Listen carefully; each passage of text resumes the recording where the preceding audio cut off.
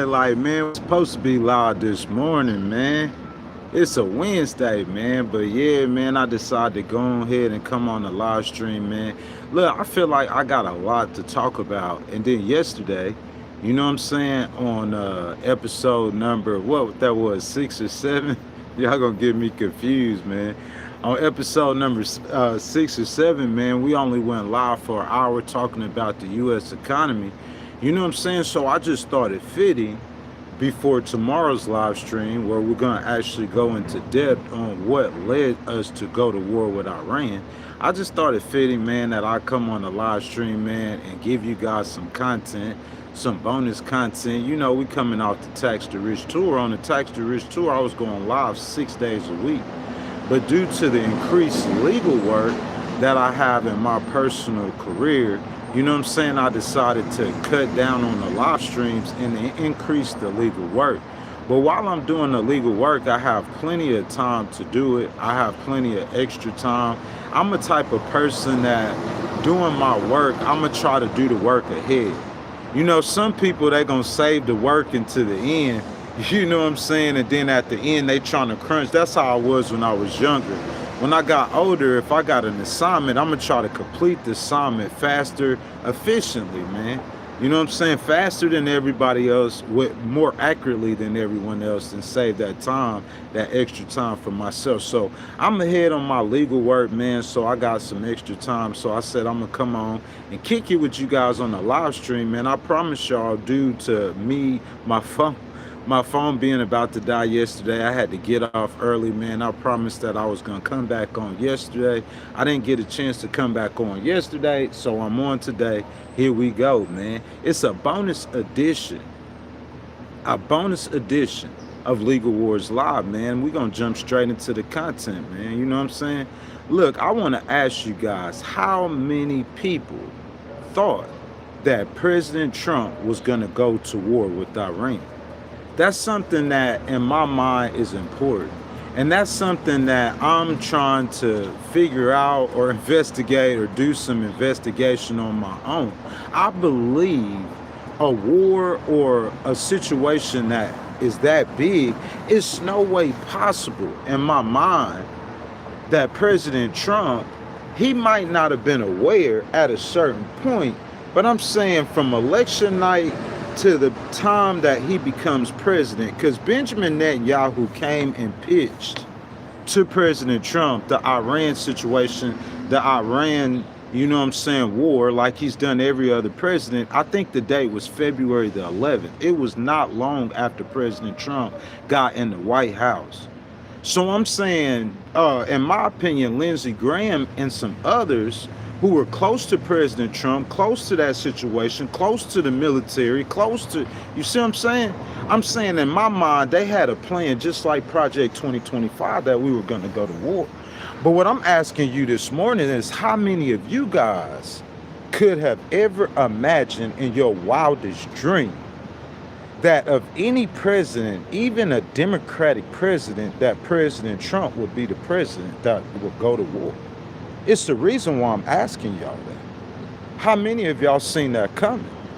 Because you can't tell me I didn't see that coming. You cannot tell me I didn't see that coming. The people who watch this live stream regularly, they know, they heard me say it plenty of times. I started this live stream, Legal Wars Live, on 2 conditions. Number 1 condition, as a paralegal, I want to appeal in the U.S. Court of Appeals. If you guys don't understand what that means only 7 to 9% of attorneys win in the U.S. Court of Appeals. The really good attorneys, only the really good attorneys win in the U.S. Court of Appeals. I'm just a paralegal and I've done it. I got a story to tell. The second condition I started this podcast, so I was supporting VP Harris for president. And don't act like I'm a Democrat. Don't act like I'm a progressive, because I'm going to tell you from the get-go, I'm not. I'm an independent. But the reason why I supported VP Harris, number 1, I felt like President Trump, his ruling style, the way he governs, is kind of chaotic. That's just my personal opinion. Don't take it personally. If you love President Trump, I understand you love him. Like some people love that upfront and brash. There's a part of him You see what I'm saying? To where he's real with what he's saying and what he's doing. He's so real and he's so authentic. So there's a part of him to where it is enduring to me too. He's a pretty funny guy, you know? But me personally, I just felt like, and there's a third thing I said, as you guys come into the live stream, I ask that y'all double tap the screen for me, like the video, subscribe to the channel, make sure y'all hit that notification bell. But most importantly, you guys, I'm trying to wake y'all up this morning. Republicans, independents, and Democrats, y'all jump down in the comments, man. Y'all join the conversation. You see what I'm saying? The question I have for you guys is, how many of y'all envision President Trump going to war with Iran before in 2024? In November 2024, when you went to the voting booth, whether you voted for President Trump or you didn't, how many of y'all foreseen him going to war with Iran? Because I can't say I foreseen him going to war with Iran. I can't say that, you know, like I'm just plugged into some geopolitics or some stuff like that. I can't even say that Charlie Kirk, who I would call his top advisor outside of his administration, I can't even say that Charlie Kirk knew he was going to go to war. Tucker Carlson, Candace Owens, Alex Jones, all these people who supported President Trump, I can't see that, I can say that, excuse me, even knew he was going to go to war. How many of y'all could say y'all knew President Trump was going to go to war with Iran November of 2024, whether you voted for him or not? That's where I want to start. That's the question. Because it's no way possible y'all could say that y'all knew he was going to go to war with Iran. But you know what I did say? And you could go back and check the live streams and check the content. You don't have to listen to every live stream from pre-election. Just get AI to analyze. You see what I'm saying? You know what I did say? I did say that I thought that Asia was on fire. How many of y'all been with me pre-election 2024 when we started the podcast in Houston and you heard me say that Asia was on fire? How many of y'all remember hearing me say it's a different world? In 2024, it was a different world President Trump was coming into than he did in 2016. In 2016, at that time, I said there wasn't no wars, but I was mistaken. There was a war in Afghanistan still going on when President Trump was president. Syria and Assad and Russia was going on with president. There was a couple of things going on when President Trump was president. He was the president that went over there and met Kim Jong-un, though. He's the peace president. We not thinking ain't nothing finna happen to where President Trump is finna be at war with Iran. But I knew the world was different. I knew he had to manage a conflict between Israel and between Hamas. And I know he had to manage a conflict between Russia and Ukraine. So there was two wars in Asia going on in November. I seen this. I want to get y'all to a point before I go to where I'm going. I seen this. And even though President Trump, a peace president, whatever you wanted to say, I was like, man, do the big guy have the management skill? Can he manage with his disposition those situations in Israel and the situation with Ukraine and Russia? I had no idea about Iran, but y'all heard me say it. If you don't, go back and analyze the content with the artificial intelligence. I said that. It was something about that was in my stomach. You know what I'm saying? To know, does President Trump have the experience? This is a different world than it was before. But the American people so focused on the economy, they weren't listening. You see what I'm saying? And I'm saying what President Trump did too to the American people, he sold them a dream. He said, oh yeah, for all of y'all who are concerned about the war that's going on in Ukraine and Russia, you ain't got to worry about that. That wouldn't have happened if I was president. Kamala Harris can't sit across from Putin. Putin is my homeboy. I call Putin day one, that war be over. He told the American people he was going to end the wars. I'm talking about year number 1, 2025, President Trump trying to win a Nobel Peace Prize. The chances of winning a Nobel Peace Prize from him have disappeared. They have vanished. 0%. But I'm saying he was on some different stuff. We thought he came into the White House on some different stuff. So you couldn't see that we were going to go to war with Iran. And even though I didn't see Iran, I saw what was on the chessboard. And seeing what was on the chessboard, I wasn't sure if President Trump could manage or handle that. You see what I'm saying? That's where I'm standing. So what I'm trying to tell you guys today is that I'm predicting again that I believe that this war will go on for a long time, longer than the rest of this year. That's what I believe. And if any of you guys do not believe that, please feel free to jump down in the comments and tell me why you don't believe that. If you guys have not liked the video, I ask that y'all double tap the screen for me, like the video, subscribe to the channel, and make sure y'all hit that notification bell. But most importantly, Republicans, Independents, and Democrats, that's what we do here on Legal Wars Live.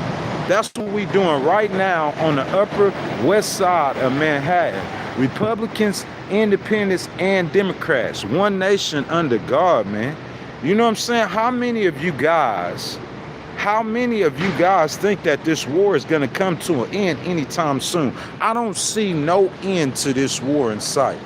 I don't believe, as long as President Trump is president, that we will be able to bring an end to our war with Iran, or to this conflict with Iran. Thank you for the donation. And if any of you guys want to donate, please hit the button with the $ in it, and your donations are much appreciated.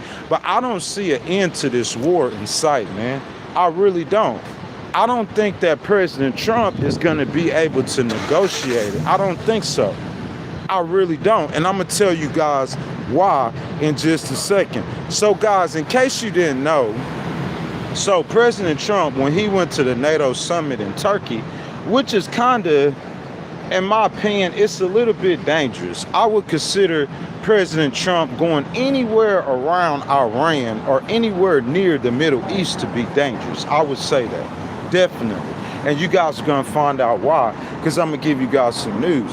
So guys, y'all know the NATO summit that was in Turkey. We all remember the NATO summit in Turkey. President Trump, if you guys don't know, I'm telling y'all right now, when he came back, so he flies on the new Air Force One, the new fancy $400 million plane that he got from Qatar.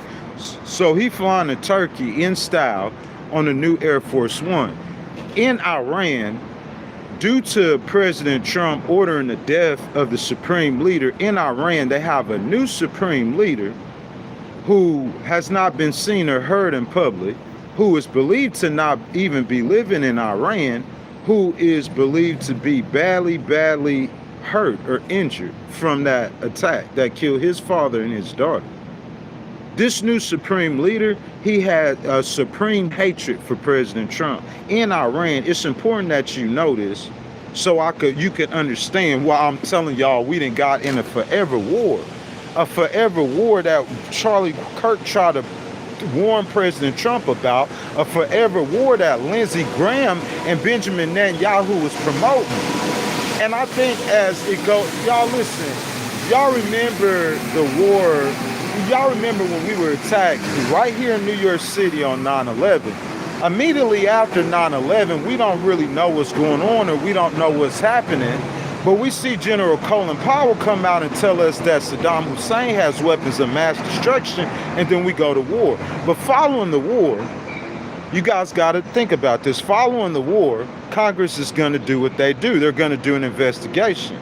And when they did the investigation, they found out that Saddam Hussein did not have weapons of mass destruction. And so pretty much the real taste or the disdain for the wars in Iraq and Afghanistan did not come until the latter years or after President Bush had left the White House. You got to understand that when we were during 9/11, you talking about over 3,000 people died in this beautiful great city. That's why they attacked us. They jealous. I can't think of no other reason. You can feel how you feel, but I'm an American and I'm a patriot, so that's how I feel. So after they attacked us and killed 3,000 New Yorkers or 3,000 Americans, I'm saying America was rallying behind the flag like, yeah, let's go get them. Let's go get them. So if you look at support for President Bush and you look at support for that war, when it first started, it was at all-time highs. Americans were supporting that. But as the war played out and we found out that, hey, our government, due to Saddam, really didn't have weapons of mass destruction, and we should have fought that war like President Obama fought that war, where we weren't going into nations, we weren't regime changing, we were going all across the world hunting and killing the people who were responsible for killing Americans. That's what we should do right now, but that's a whole different conversation. You see what I'm saying? You say, Ghost, what you talking about? Do it in Iran? Yeah, that's a different conversation. I just want to get you to a place, okay? So after this happens, you got to understand what's going on with President Trump and Iran is something completely different what happened with American President Bush. This is personal now. It's got personal. First of all, the FBI told President Trump that in Butler, Pennsylvania, the young man who tried to assassinate him was sent by the Iranians. Listen, I don't work for the CIA. I don't work for the U.S. military. There's no way I have access to, but I'm telling you, that's just, I don't know how I believe that or if that's hard to believe, the Iranians in Butler, Pennsylvania. But if you want to believe that, you could believe that. But what I'm finna tell you in the news, I'm finna give you, this ain't optional for belief. This is facts. The Iranians, during the death of their supreme leader, across a banner, I just want to show you almost as big as that building you see on the camera, or bigger than that building. They have President Trump, image of President Trump dead in a coffin, hanging on a banner. I'm talking about they publicly talking about ways they're going to assassinate him, assassinate Melania and everything. Real plans to kill him. They have a deep disdain and a deep hatred. Listen, you sit down with the supreme leader and you talk to the supreme leader. I'm talking about the daddy that's dead. And you ask him who's the greatest enemy to him and who's the greatest threat to Iran. And he said the United States of America. He called America the great Satan. The United States the great Satan. So it's not like it's no love lost, like the Iranians had any kind of love for America in the beginning, in the first place. But I'm saying now, his son, who probably, you know, the younger people, they don't have the wisdom the older people do. His son, he hate his dad, he hate America worse than his daddy. And then now you done killed his daddy and his daughter. Oh man, I'm talking about I don't see no way that you could say that, look, Fox News trying to say that supreme leader is dead. He's not really alive. They faking it. You could believe whatever you want to. All I know who is really controlling Iran, they don't care about none of your smoke. They don't care about your $2 million missiles. They don't care about your $35 million helicopters. They want all the smoke. They want the smoke. And I'm saying the way you could get them from that position or not negotiate, the only way, the reason, see, listen, BB, he sold President Trump a regime change. So President Trump, he thinking at this point in fighting the war, that's why it's only going to take a couple of weeks, because all those people he negotiate with right now, he thinking they going to be dead and out the way. But see, they weren't able to kill them all. You telling us we killed the first level of leadership, the second level in Parsons? No, you did not. You killed a couple of people and they administer. That's what's really happened. And that's why you see the problems. And see, that was a horrible strategy. That was a Benjamin Netanyahu, Lindsey Graham strategy. And it was horrible. Because the reason why it was horrible for America is because now these people you left them in power, they don't want no parts of you. And I got to tell you guys this to get to the news. So here's the news. I'm going to put all of this together towards the end. Y'all hang out with me. So President Trump, he in a NATO summit, he goes to Turkey. The neighboring country, Iran. I don't know if y'all know y'all geography, but that's like if the Iranian supreme leader being in Canada. You see what I'm saying? You start getting a little antsy and feeling kind of funny. The Iranians, the #1 target on their kill list. Listen, we're going to talk about America, the strikes tomorrow, how we losing our Patriot missile systems are depleted. They getting low. And I'm saying how one Iranian missile killed 3 American soldiers and wounded 100. One missile. And you low on your Patriot missiles. We're going to talk about that tomorrow. But what I'm talking about today is President Trump, NATO summit, he in Turkey. You like, Ghost, what's the news? We already know that. So while he in Turkey, he then flew to Turkey in the brand new Air Force One, okay? He got from Qatar. Him, the press, and his cabinet, the ones who went with him, okay? The Secret Service, the delegation, Americans. They over there in Turkey. $400 million plane, looking sharp and clean. President Trump getting off the plane like he the big dog. America here. You see what I'm saying? I don't have Trump derangement syndrome. I'm just telling you what happened. Okay? So after President Trump is finished in Turkey, NATO summit wrapped up, they getting ready to go. They come back to America. Thank God for the Secret Service. In this instance, I have to say thank God for the Mossad, the CIA too, but the Mossad, they heavy in Iran, bro. They've been heavy in Iran for a long time, a very long time. You see what I'm saying? So they get, somebody spots a man near the airport with a surface-to-air missile. A surface, look, you got a man. So President Trump is in Turkey. And while he in Turkey, they preparing to come back from the NATO summit, and they spot a man near the airport where Air Force One, the brand new planes are, with a surface-to-air missile. They got the drop on President Trump, bro. This ain't no game. They not playing. This right here, I believe this right here is real. Because you over there in their country. He over there talking to Erdogan, well, however you pronounce it, I ain't interested in that. The Turkey's leader, prime minister, president, he trying to buy F-35s. And you saying you hate Israel and say you want to take Turkey's side, but while President Trump debating on whether or not he want to sell them F-35s or not, I'm saying you got a man with a surface-to-air missile. He got a missile that could knock that brand new plane out the sky, and he near the airport in Turkey, in your country, Erdogan. He in your country. They tracking President Trump.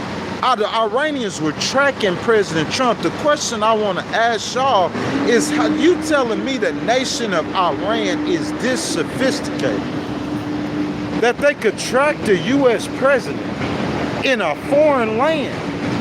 We're not talking about Israel tracking a leader. We're not talking about the Mossad doing that. We're not talking about the CIA doing that. We're not talking about MI5. We're talking about the Iranians. How in the world the Iranians could get the drop on President Trump in Turkey?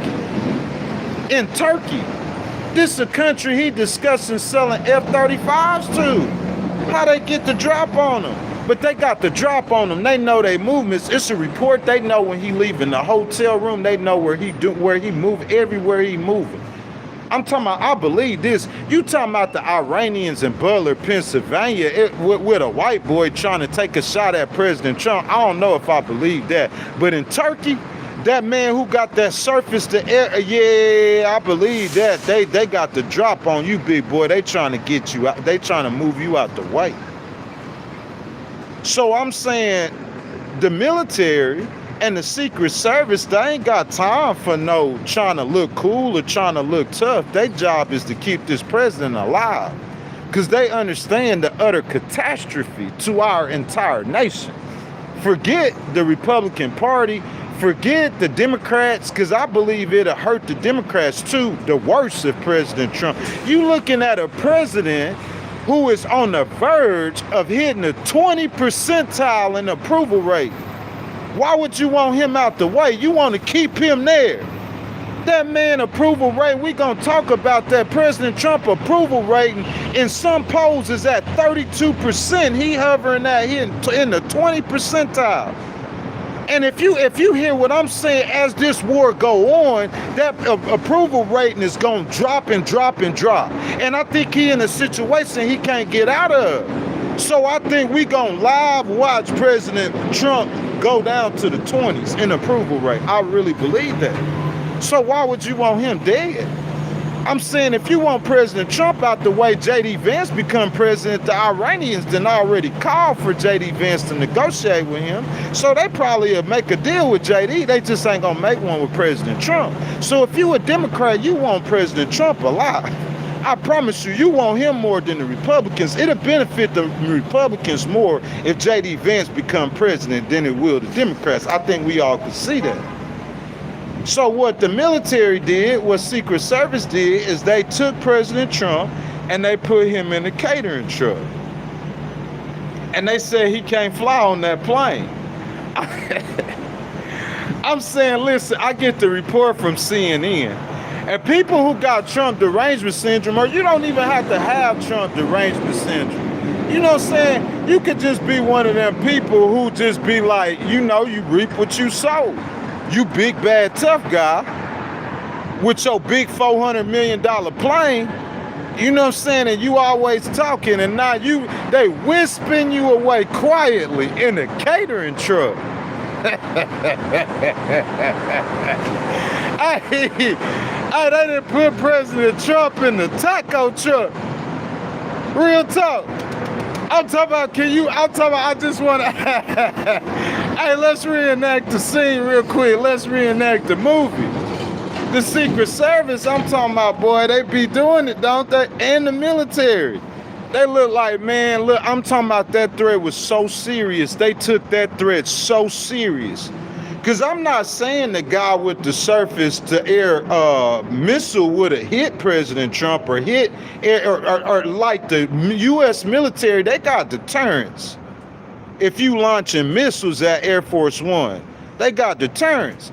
But I'm saying you seeing a man hovering near the airport with it, so you don't know what else is out there, what else is down there. So I'm saying we got to get President Trump out the way, so they put him in a food catering truck, pulled a little sleight of hand, and they put President Trump on a food catering truck. Now listen, when they left Turkey, they were covertly flying from the NATO summit in Turkey to the United Kingdom. And look, on that plane President Trump was supposed to get on the new Air Force One, the journalists, other administration officials, they were still on the plane. You see what I'm saying? Hey, so let's get this straight. Secret Service and the Air Force, they see a man, the Israelis, the intelligence, they doing their job. That's their job. They see a man and he hovering around the airport, I'm saying with a surface-to-air missile. Number one, I'm saying wherever that man went, I would have, into the number one thing I would have been concerned with, especially in Turkey, because I'm going to Turkey, and this is a problem with Turkey. Isn't Turkey a NATO ally? Look, this is the number one thing that I got a problem with. You follow that man wherever he go and execute him.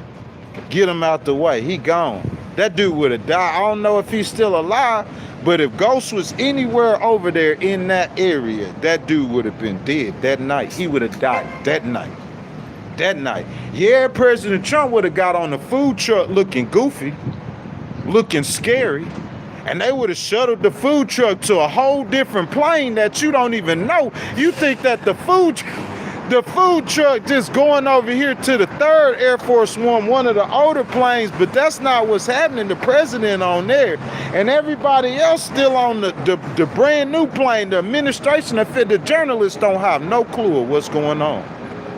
You get on that plane with President Trump going to the Middle East today, you flying at your own peril. But I'm saying, to me, Secret Service, they don't owe you no explanation. Y'all are generous administration officials. Y'all know what's going on in the world. You know what's happening.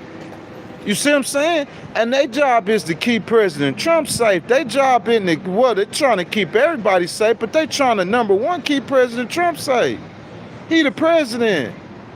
So I'm saying that makes sense to me to leave everything looking and seeing, because you know if they say one thing, it's going to be pandemonium. You know all them people, them journalists, they know people in Iran and too, they going to be picking up the phone, talking too much. You don't know if the Chinese and Russians are listening, because the Chinese and Russians are the reason why the Iranians can follow President Trump around like that. I don't care what nobody say. That's sophistication, bruh. It takes certain kind of equipment, satellites. The Chinese and the Russians are helping him to kill President Trump. Imagine that. The Chinese and the Russians are conspiring and helping the Iranians kill President Trump. And he the one saying that she his friend. He the one saying that. And see what the Chinese and the Russians, they see something you don't see. Y'all over here with your hatred for Trump or with your hatred with Obama. That's what y'all looking at. You see what I'm saying? Y'all over here not looking at the bigger picture. The bigger picture is the Chinese and the Russians see the death of an American president. And at this point in the war, they thinking in their mind that this right here possibly could destroy all of America. Or it could knock America back 10 years. They want to see the American president go down. How in the world are the Iranians in Turkey? I'm saying, I said somebody, Lindsey Graham, writing the wrong answers on the chalkboard for you. I'm saying President Trump, I think you got another mole in your circle. How they get your job? That stuff, if we have education on the streets in America, that's like the Iranians, they moving like the gangster disciples or the vice lords. You see what I'm saying? Assassin team. And I'm saying, even if they don't hit you with this surface-to-air missile, they just said we seen a man in the area. How you don't know they ain't got 10 other men you ain't seen? How you don't know what? You don't know what's going on. They could have drones. They finna launch at Air Force One. They could have anything going on. And you know they want to kill President Trump. He public enemy #1 in Iran. You know that supreme leader in Iran is a religious leader to Muslims, to more Muslims. I got told this by somebody I didn't know. He a religious leader to more Muslims than the Muslims in Iran. How many of you guys are aware of this? The Sunnis and the Shiites. You see what I'm saying? So they told me that, Ghost, it's not just about Iran. It's more nations in that region who look at that supreme leader in Iran as their leader. So he had more support in the Middle East than we thinking about as Americans. And President Trump, of all presidents, while you have a war going on with Iran, gonna go to Turkey. When I heard he was going to Turkey, in my opinion, that was like Biggie Smalls going to California after Tupac died. It's just something that probably you don't need to do. And I'm saying this is part of the news, and this is relevant because I'm not on here to try to pick on President Trump because he had to get on a catering truck.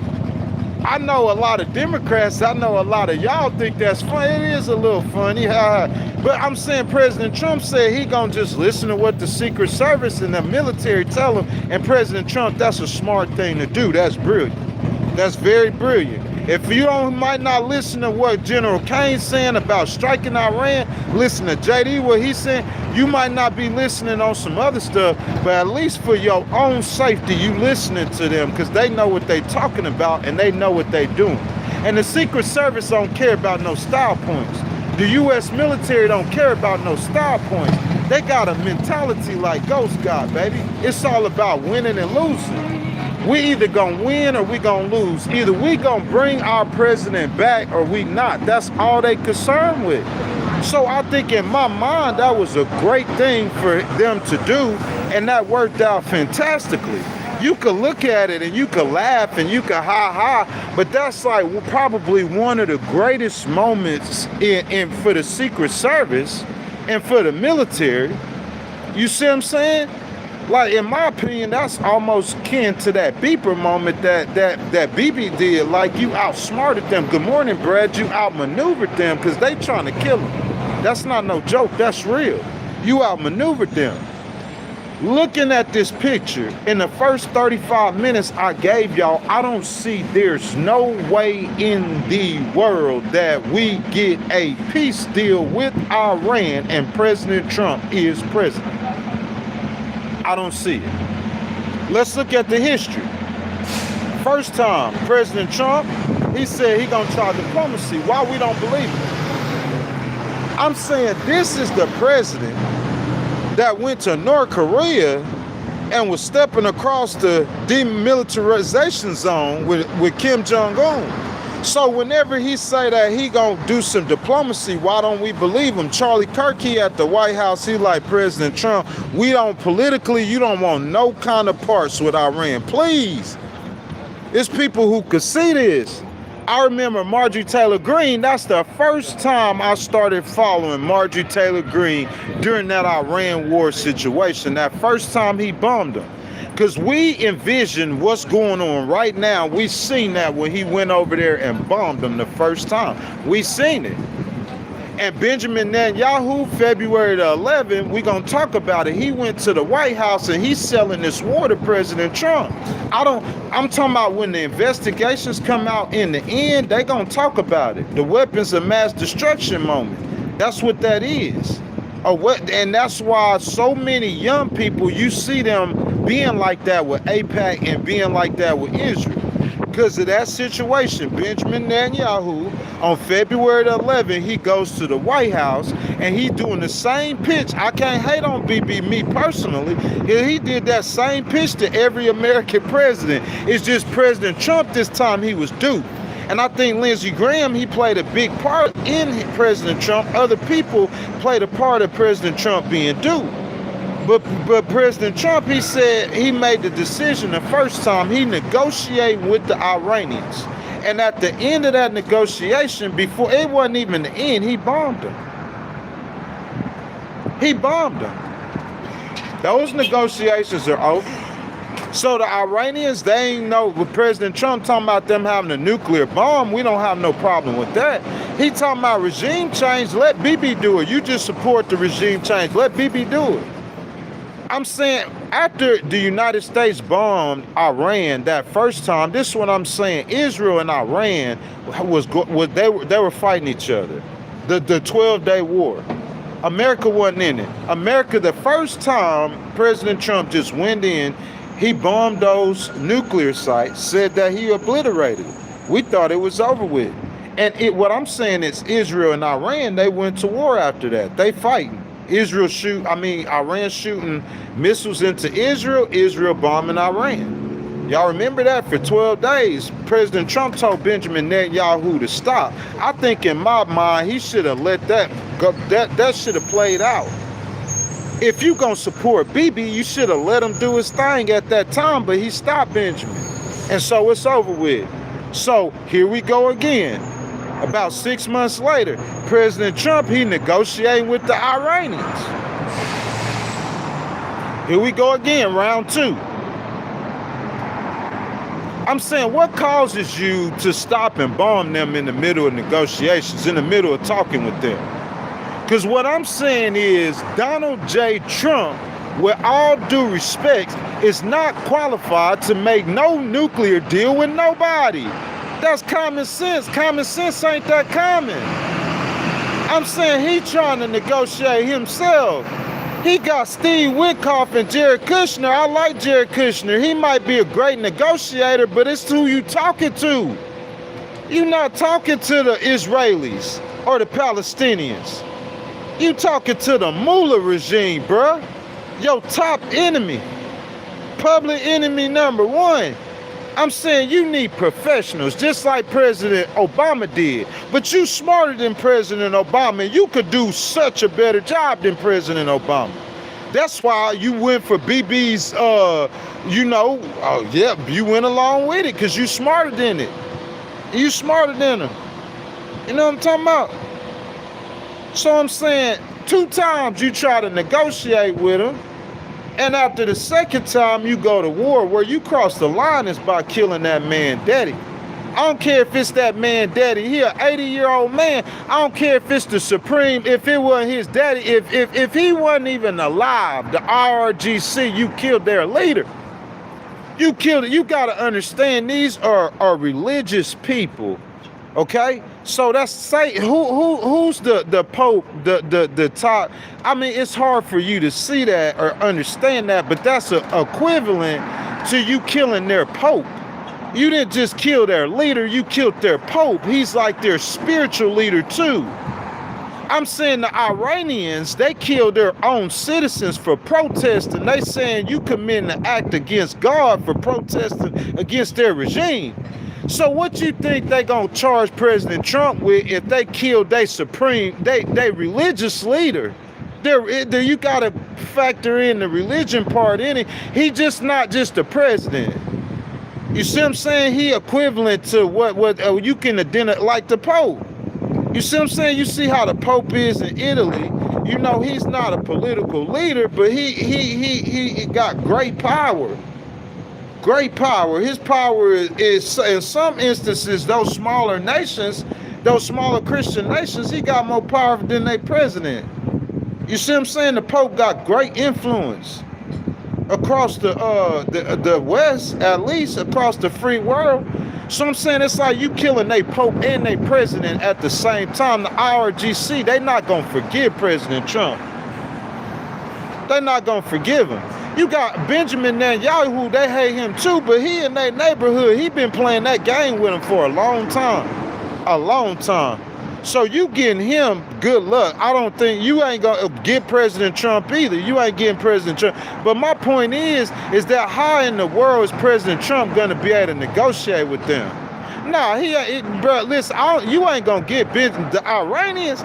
You know what's finna happen? Who gonna get killed is all they leaders. That's what's gonna happen. They don't have the money America has. They don't have the experience that American troops have. The Chinese don't either. And we seen Russia's problems with Ukraine, so ain't nobody scared of Putin's military. You understand that? The Chinese don't have the experience. So no, we ain't. So you talking about in a prolonged conflict, the Iranians, we saw what listen, the Taliban fought against America valiantly for 20 years. But we talking about all the leaders in the Taliban that was there 20 years ago, they all dead. All of them dead. Bin Laden and every last one of them, the Americans gonna sit there and methodically, they gonna kill every last one of them. You not killing President Trump, I'm sorry. And you not killing Bibi Netanyahu, I'm sorry, that's just the game. That's the way the game gonna get or the game gonna get played.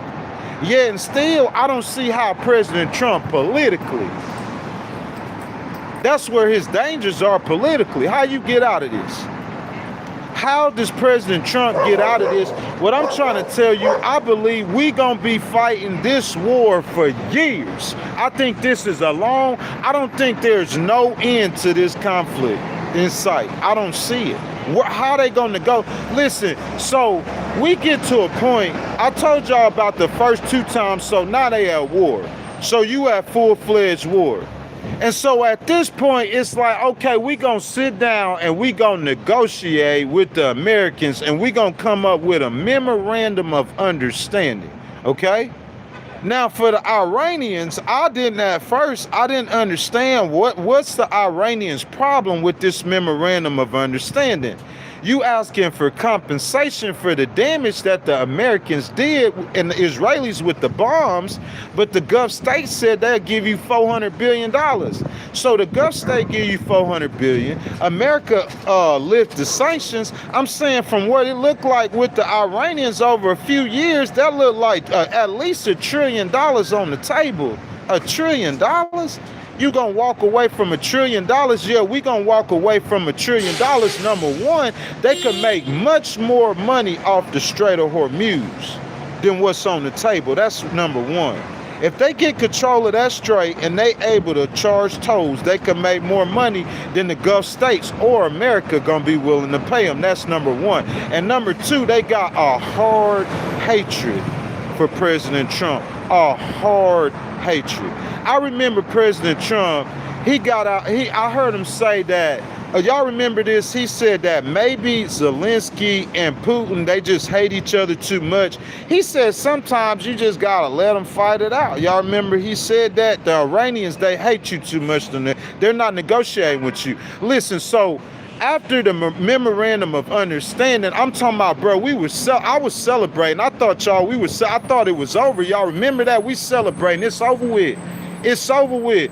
I'm talking about, look, he went over there and he made one of the greatest political blunders in U.S. history, but he come out of it, he gonna get the nuclear dust. And I'm saying he come out of it, it's 3 months, it's over with. Maybe it wasn't that bad. Maybe he knew something we didn't know. That's what I thought, right? And then the Iranians used the Shahed drone and shot down a $35 million American helicopter. They like, nah, it's not over with. It's not over with. What? I didn't understand that. Because see, at this point, even though President Trump made a boo-boo by going to war with them, I'm saying, looking at what the Iranians got on the table, You got $1 trillion on the table. You're not going to beat the United States in a sustained conflict. It don't matter how hard it or how bad it hurts President Trump politically. You're not finna beat the United States in a drawn out conflict, Iran. You just can't do it. You, China, and Russia. Because eventually, if the war continues, what happened, we seen it come to play. Saudi Arabia, the Gulf states gonna pick a side. They ain't gonna have a choice. If the war continues, you're gonna have to get in the war, just like if America wasn't in the war. Eventually, America's gonna have to get in it. You're gonna have to pick a side eventually. That's not good for Iran. That's not good for China and Russia. So I'm trying to figure out what the strategy is. So President Trump, he get out there, he start bombing them again. He hitting them 11 more days. He bombing them. Remember this 3 times. Memorandum of Understanding dead. That's the 3rd time at negotiation. Memorandum of Understanding dead. He bombing them. He stopped bombing them for 2 days. This just last week or 2 weeks ago. He said he gonna give negotiations or peace or negotiations a chance to work. This time, the Iranians, they said, we not even going to negotiate with you. We negotiating with Oman. I'm talking about 3 times they got to negotiate with the Iranians. He chose, well, 2 of those 3 times he chose, and the 3rd time they chose to hit, they broke it. 2 of the times the Americans broke the negotiations, the 3rd time the Iranians broke the negotiation. Where we at right now, the Iranians don't even want to talk. I'm not even going to get into the news for tomorrow, because the news for tomorrow is after you talk to Oman. Well, listen, this is the 4th time President Trump coming out and telling us that there's going to be some kind of arrangement and the strait going to be open. The 4th time. After he goes and talks to the Oman, right? The Iranians, we thinking the strait finna be open. Nah, that's not what happened. They hit, look, they got over there in the Red Sea, they got the Houthis acting up.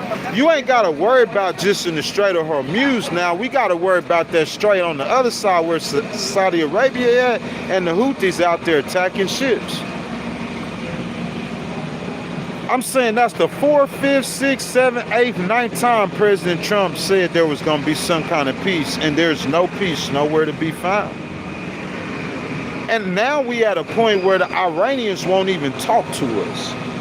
The Iranians, they won't even negotiate with us. That's what I'm saying.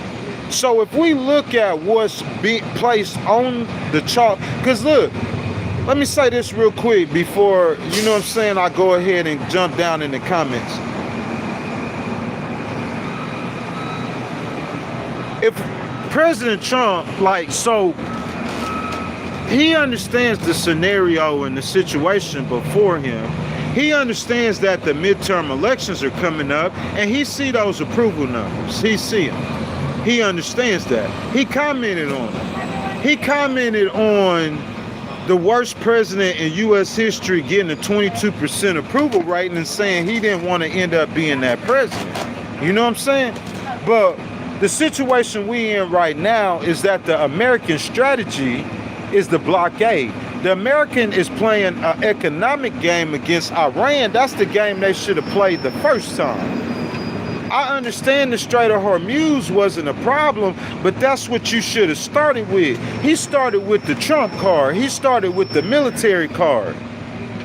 And I'm saying, there's not enough calculations going on. We know that for sure, because you got General Kane coming to you saying we cannot sustain our stockpile of Patriot missiles. We can't sustain them.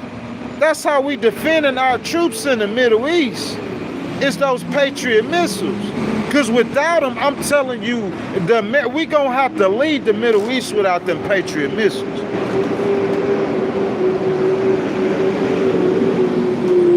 You want me to explain that to you?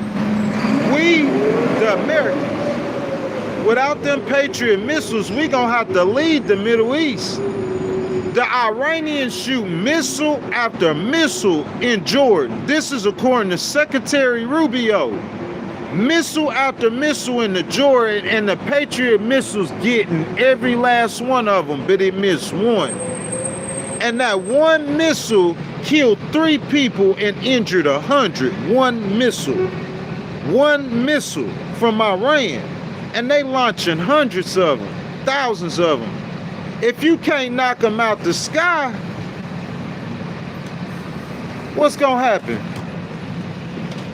That ain't even talking about the Shaheed drones. You see what I'm saying? It's a balance. You gotta, and I'm saying, I'm sorry guys, we just gotta talk about it because that's just what it is. And from this situation that we in right now, what he looking at right now, he's saying what we gonna do, and the only way we could is gonna squeeze them economically, so we gonna try to stop them from getting money. That's our strategy. How we gonna stop them from getting money? The blockade. So the United States now, not trying to break the news, they hitting ships. They stopping ships from moving through the strait. So I'm saying you want to choke them out economically. You know how long that's gonna take? How long that's gonna take? 100 days? Oh yeah, I'm gonna go attack Iran. I'm gonna go to war with Iran. General Kane done told me about the Strait of Hormuz and why no other U.S. president did that, but I'm gonna ignore what he's saying. The CIA told me that they weren't finna get no nuclear weapon, but I'm gonna ignore what they saying too. This your own general that you chose. I can understand you not listening to the CIA, but this general right here, you put him here because you said you trusted him and liked him more than the other. I see why. He a good general. He a good soldier. But I'm saying you ain't listening to them, so you went ahead and went to war. Now we at war with Iran. Here we go. The Strait of Hormuz is the problem now. Listen, he's not going to be able to make no deal with Iran about their nuclear material. He's not going to be able to make a deal with them, bottom line. He's not going to be able to make a deal with Iran over the Strait of Hormuz. President Trump is not. That means that the war, or some semblance of war, it ain't got to be a full-fledged conflict. As long as them aircraft carriers there and they got military operations going on, I believe that's gonna continue for years. And nobody might not have told you that yet, but prepare yourself. He said 1 year, I think years. It's a forever war. Why wouldn't it?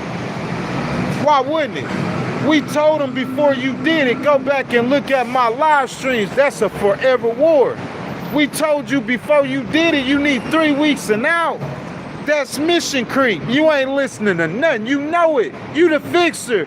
You the savior of the world. God sent you here to fix the world. I'm not hating on President Trump, but somebody got to talk to him so he could see what the situation is and get that right. I'm saying on the U.S., even on the U.S. economy, you losing 23,000 jobs. On the U.S. economy where you supposed to be winning at. And you got us involved in the conflict politically, the Republican Party is going to get destroyed. Listen, I was the first person. I didn't say that about the House of Representatives. I heard the prediction markets were high on the Democrats, whether President Trump went to war with Iran or not. The cuts to SNAP, the cuts to Medicaid, his roguish or rogue immigration enforcement. You see what I'm saying? The prediction markets were high on the Democrats in the House of Representatives anyway before the Iran war. Anyway. And I hadn't heard, y'all know, I watch religiously, I watch CNN religiously. I watch Fox News sometimes. You know what I'm saying? Just to get on there and hear the craziness that they talking about. And I watch MSNBC sometimes, but I watch CNN religiously. So you guys know, you got to understand, because I've been saying this the whole time. It was said to President Trump, he knew the whole time, but he got it all figured out, so he gonna listen to him. He got the answers. You've been doing real estate your whole life. commenting on Iran for the sideline for 25 years. But you a real estate man, bruh. You ain't take no political science in college like Ghost. You didn't take them government classes. You don't have an understanding of this, President Trump.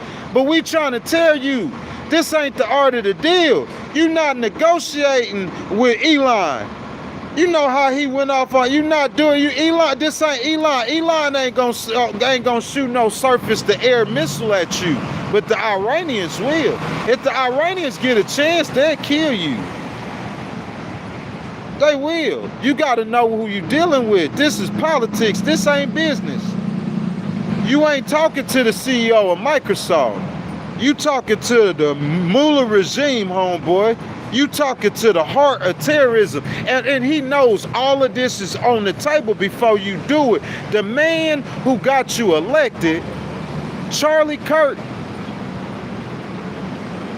he pivotal to the turnaround for the entire Republican Party. He at the White House on his hands and knees begging you not to do this. I hadn't heard CNN. I'm telling you, listen to me. Ain't none of them was saying that the Democrats gonna win the Senate. It's impossible. Dr. El Saheed, he might not even hold Michigan. If he can't hold Michigan, how are you gonna pick up Maine and pick up Texas and you gotta pick up 5 seats. He can't. They were saying it's impossible for the Democrats to win the Senate. They gotta win too many seats. Ghost wasn't saying that. With the Iran war, the Democrats gonna win the Senate too. They gonna win Texas. They gonna win Ohio. Those are bold statements. And I'm talking about, I remember VP Harris lost. People in the chat, they gonna jank on me. They gonna talk about me now if I'm wrong. That's bold statements. That war with Iran going on, yeah, you talking about a 39% approval rating on conservative media, and it's dropping. And it's down to 32% in the lowest polls. And them gas prices, they starting to creep back up. They not going no lower. Yeah. And inflation, yeah. And that's why you was elected. Yeah. Approval rate 29% now. We talking about, well, let's get to September. You want me to break it down for you? Let's get to October. That approval rate going to the 20s. Well, you ain't even on the ballot to get out there and lie to the people again. So how a Republican gonna win off of what you doing in the White House with your approval rating at 28% and your name ain't even on the ballot? I could just see stuff y'all can't. It's easy for me. I break it down easily. Because I told you 3 months ago. Now the prediction markets are saying that the Democrats got a 46% chance of winning the Senate. And so CNN, they reporting it now. Oh yeah, the prediction market, at first they were saying 20-some%, it's impossible.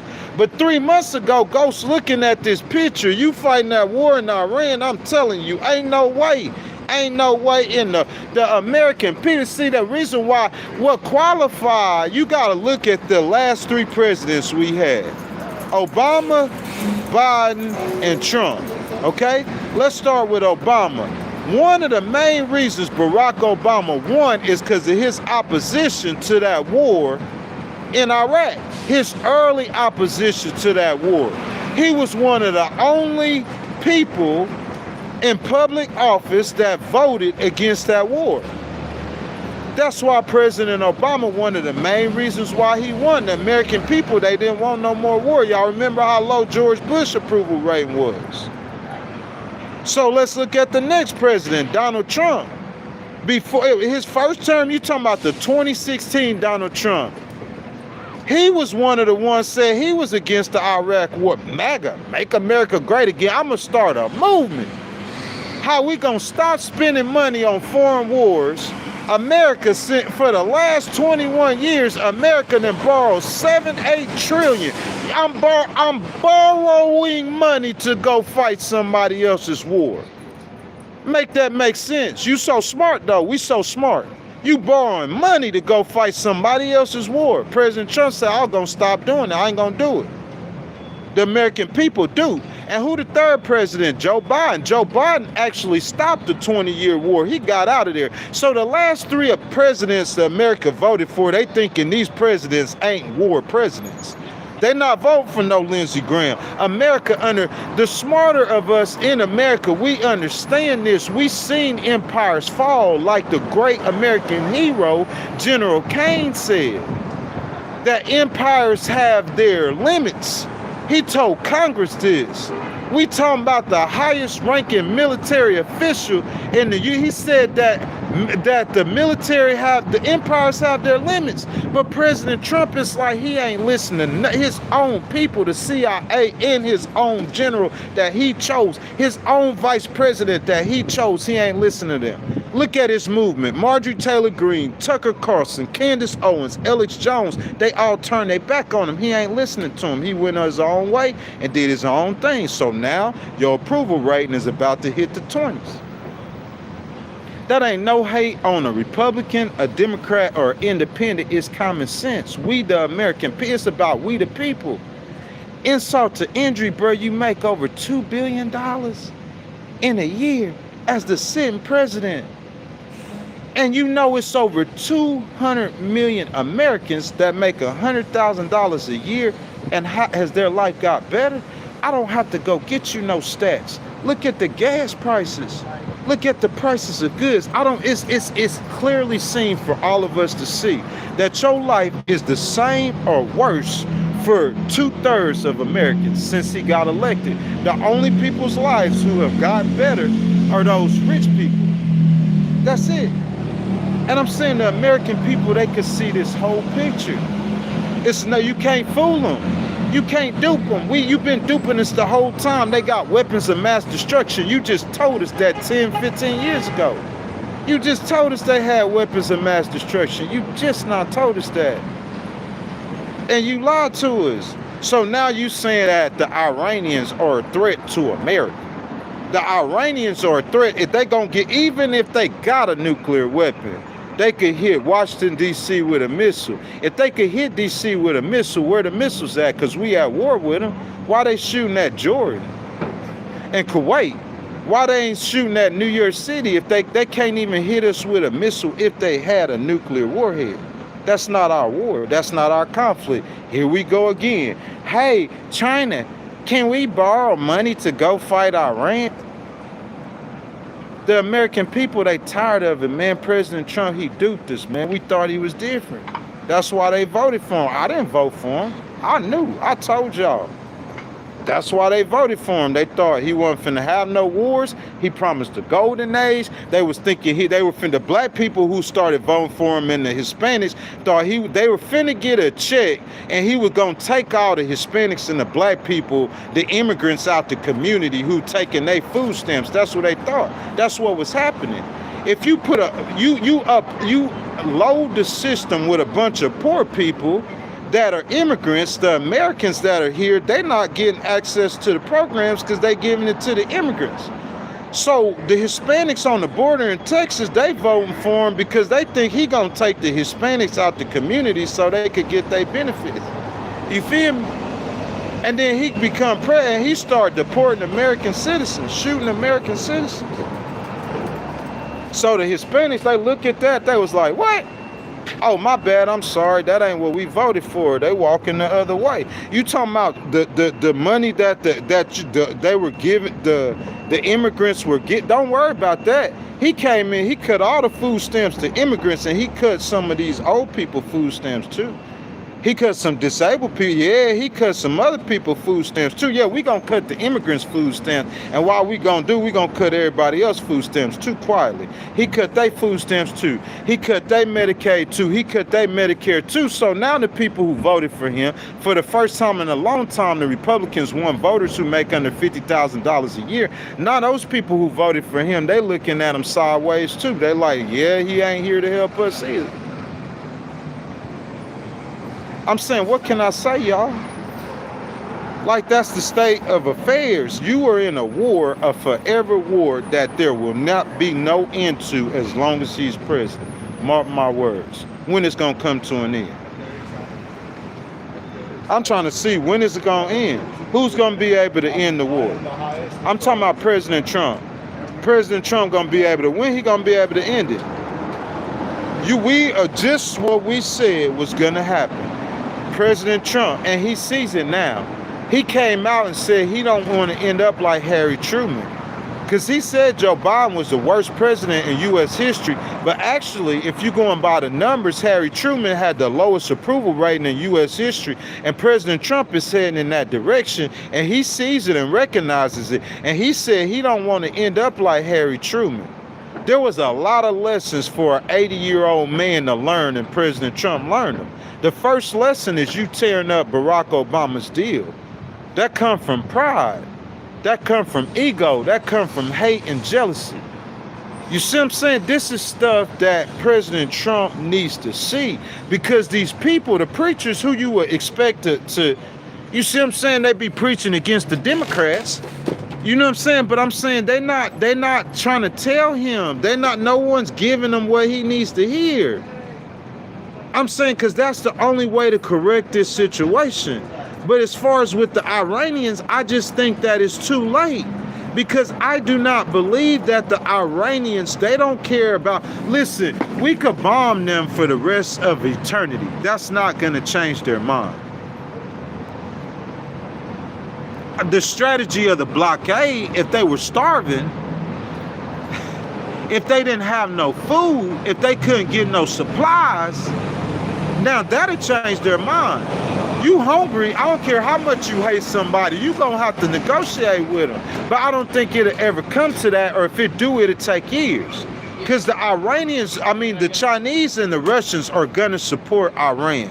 Financially, with weapons, with targeting American troops, they're supporting them. So I'm saying you gotta overcome so much stuff, and it's just too much for President Trump to overcome due to the Iranians' hatred for him. They hate him with a passion. They want him dead. President Trump, like he done made some enemies in the world. This ain't Rosie O'Donnell. He used to do this in America. You know what I'm saying? He had people in America who used to hate him with a passion. People used to have been hating on. People have had Trump derangements before he even become president. It's because the stuff he does. But what I'm saying, he got the game he playing right now with Iran. That's real dangerous. For him personally, for him politically, and I just think, the prediction markets give the Democrats a 46% chance of winning the Senate. I just think I think as the months go on, I think that number gonna get up to 60%. It's gonna get up to 70% as this war continues. And I just do not see a way that that America, with President Trump as president, can end this war. I told him what to do. Go get the Europeans. That's what President Obama did. President Obama was aware of the Iranians' hatred for America. And they might hate Europe like that too, because they friends with America, but they don't have no, you know what I'm saying? So I'm saying he got the Europeans, and they negotiated a deal. President Trump, I don't know, maybe he can't get the Europeans. He asked the world for help. You want to go putting tariffs on everybody. You want to go start beef. Canada helps us in every situation that we in. Canada, y'all heard of NORAD? Y'all heard of NORAD?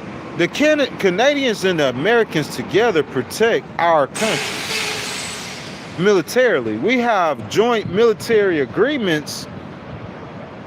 You see what I'm saying? The Canadians would have been ready to help us, but President Trump, he want to go start beef with the Canadians over $1. It's always about $1. There's so many things, instead of people who know better sitting there cheering President Trump on, y'all should be trying to help him. Because what I'm doing this morning, I'm helping y'all Republicans, and you don't have to listen to me. You could think what I'm saying is bad for you, but if you would have listened to me from the very beginning, we wouldn't be in none of this stuff. We wouldn't be in none of these situations. Go back and look at my posts. I had a different way of going to get that nuclear material. I just didn't feel like the United States should have bombed Iran. I told President Trump he should sell the Israelis that bomb. He should sell out. Israel already got the planes, don't they? If they don't sell Israel what they need to go do what the United States did, I don't feel like America, should have got involved and bombed them in the first place.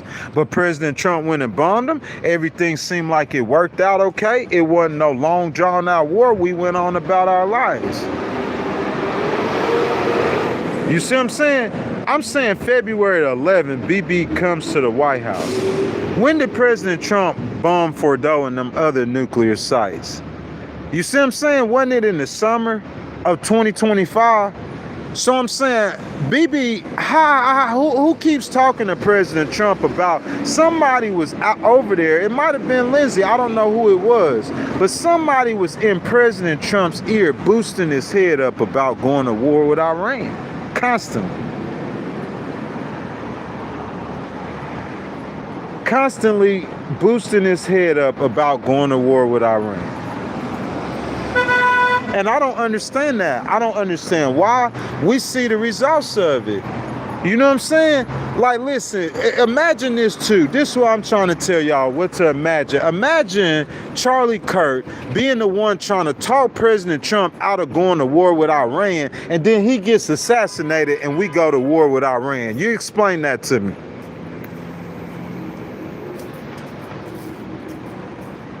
Bibi Netanyahu goes to the White House. He asks President Trump to go to war with Iran. Charlie Kirk trying to talk President Trump out of going to war with Iran. Then he gets assassinated shortly afterward. And then guess what happens after that? We get everlasting peace. No, then we at war with Iran.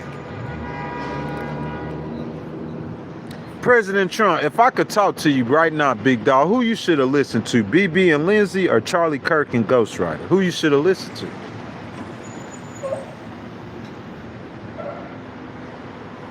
I don't see an end to this war in sight. I think this war will go throughout President Trump's administration. It might not be a full-fledged war, but I think this conflict, some way or one way or another, will go across President Trump's entire administration. That's what I believe. I just believe that. I don't believe there will be no peace deals made between the United States and Iran over the Strait of Hormuz as long as Donald J. Trump is the president of the United States. If you guys have not liked the video, I ask that y'all double tap the screen for me. Like the video, subscribe to the channel, and guys, make sure you hit that notification bell so you can go live every time we go live. It sounds like a scathing rebuke, of President Trump, but guys, I'm not a Democrat and I'm not a progressive. And the people who on this channel, they know I done got on Joe Biden real hard, and I like Joe Biden personally, and I get on President Trump real hard, and I like President Trump personally. Throughout all the mistakes that Joe Biden made, because Joe Biden made a whole lot of mistakes, let's be real, throughout all the mistakes that Joe Biden made, however, though, you know what I'm saying? The difference from President Trump is he's not the sitting president. So President Trump, we don't want to hear it was Joe Biden's fault because you decided to do the stuff that you decided to do. And now the American people, after you've been in office for freaking 19 months, imagine you having a job and you getting 35% approval from your boss, on the job you doing. You see what I'm saying? And then you go to your boss after 19 months and say, hey, it's my predecessor's fault. I know I had the job for 19 months, but it's my predecessor's fault. It's his fault. Imagine if you did that to your boss. What you think your boss gonna say to you? Don't let the dough hit you where the good Lord split you. The American people don't want to hear about Joe Biden's mistake, President Trump, because you done made your own and it's your turn. So I'm saying, listen, I feel like the mistake, look, I could give you a solution to get out that war with Iran. I ain't heard one military expert. I ain't heard one political expert. I ain't heard one person have a solution for President Trump to get out that war with Iran. But I promise you, I got a solution, and I promise you that it will work. Y'all think this is hatred towards President Trump. This is not hatred towards President Trump. I'm non-political. I'm an independent, so I welcome everybody, Republicans, independents, Democrats, MAGA people, Trump lovers, Obama lovers. Jump down in the comments and let your voices be heard, man. That's what we do on Legal Wars Live. It's about you, or it's about us. It's about we the people, not me, not President Trump. It's about us. We make up America. America is not about these beautiful buildings up here on the Upper West Side of Manhattan, what y'all looking at right now. You see what I'm saying? America isn't about all you know what I'm saying, all the money that we've been able to get ourselves, or been able to, you know what I'm saying, acquire. America is about us, the people, we the people. It's about us, man. We gotta realize this.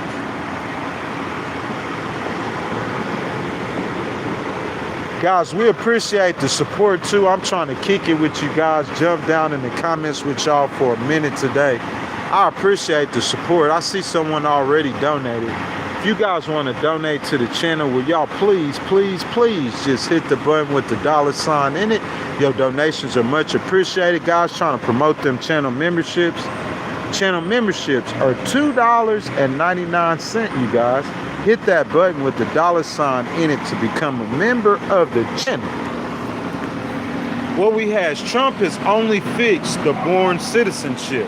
Like I'm saying, if you think that's a fix, we talked about that. If you think that's a fix, but I'm saying that's not something that we as Americans, after 19 months, listen, if you could, what we should do is we should give a president 12 months.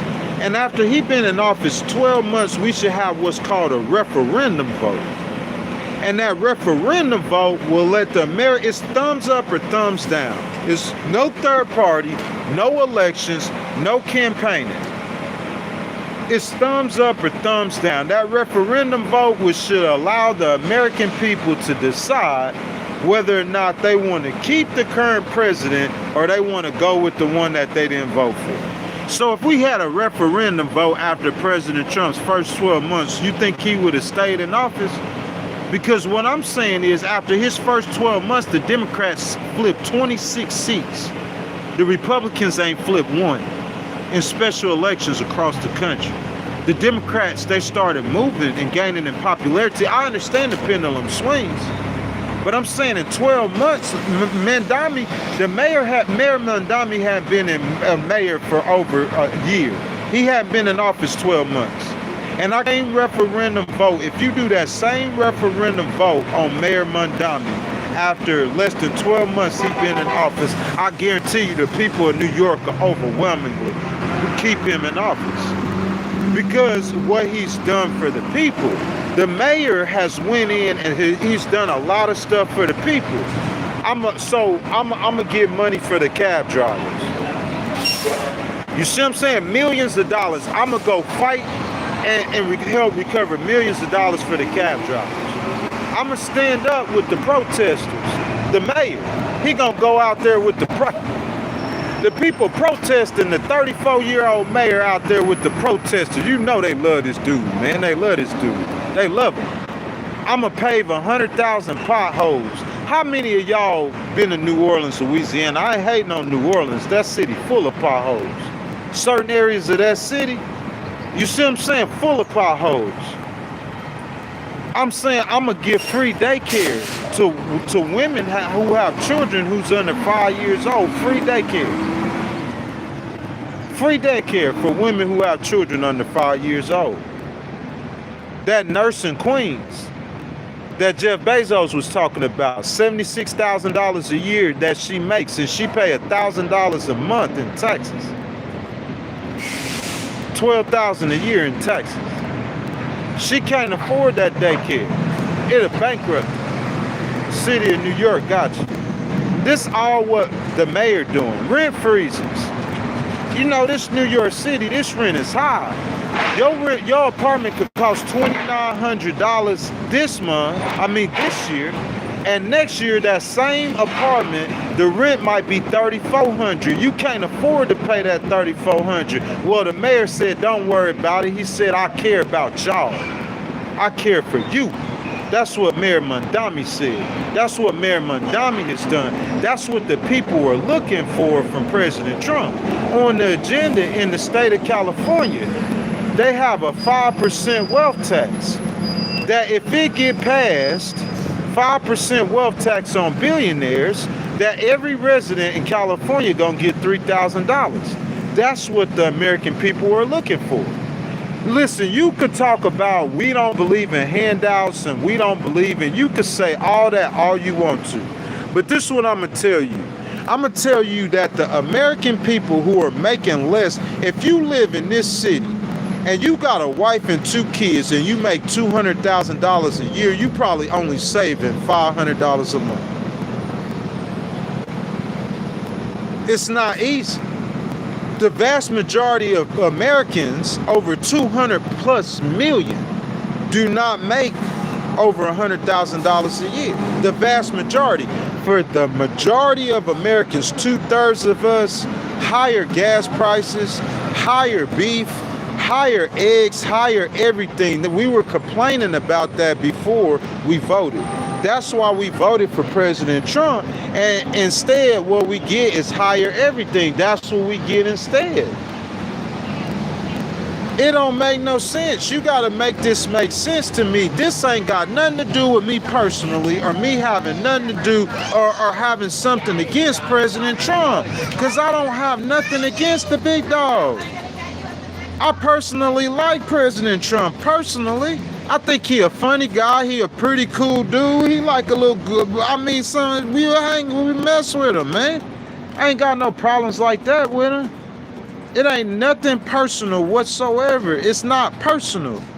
It just has to do with whether or not you have correctly served the American people. Your job isn't about serving special interests. Your job isn't about serving the man that gave you $300 million to help you get elected. Your job is to serve the majority of the American people. And it's not just President Trump. Most politicians have not figured that out yet. All over America. Look, the difference that the Democrats have is that we could look at Nancy Pelosi. Listen to me, because y'all need to hear this as a Republican.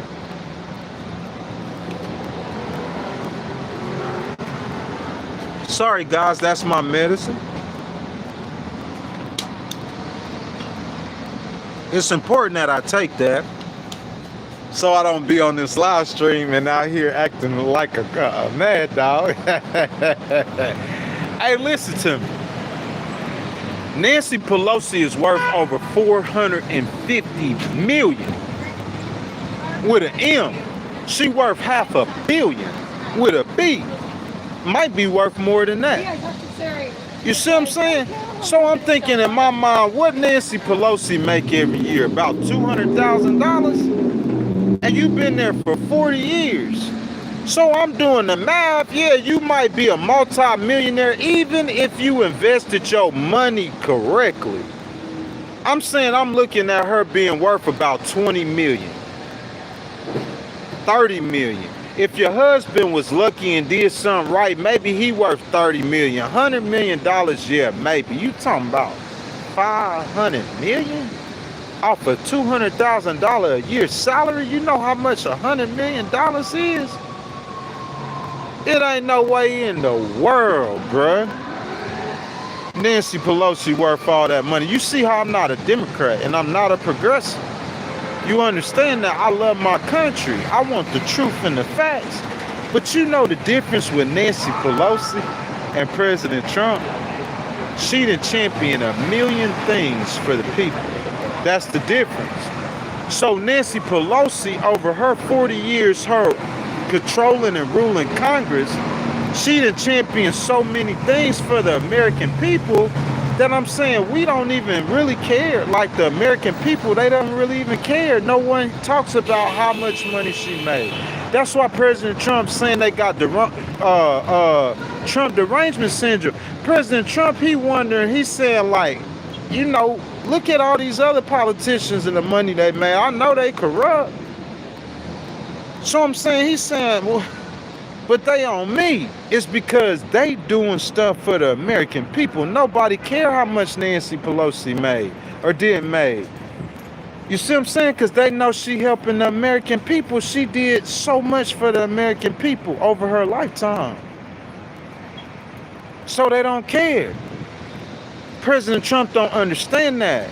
The American people care about you making $2 billion if they still struggling, and they voted for you for lower gas prices, but you got higher gas prices, and they voted for you for lower groceries, but the groceries higher, and they voted for you for lower rent, but the rent is higher, and they voted for you because they don't have access to the American dream, and now they got less access since you became president. They voted for peace and no wars, no foreign wars.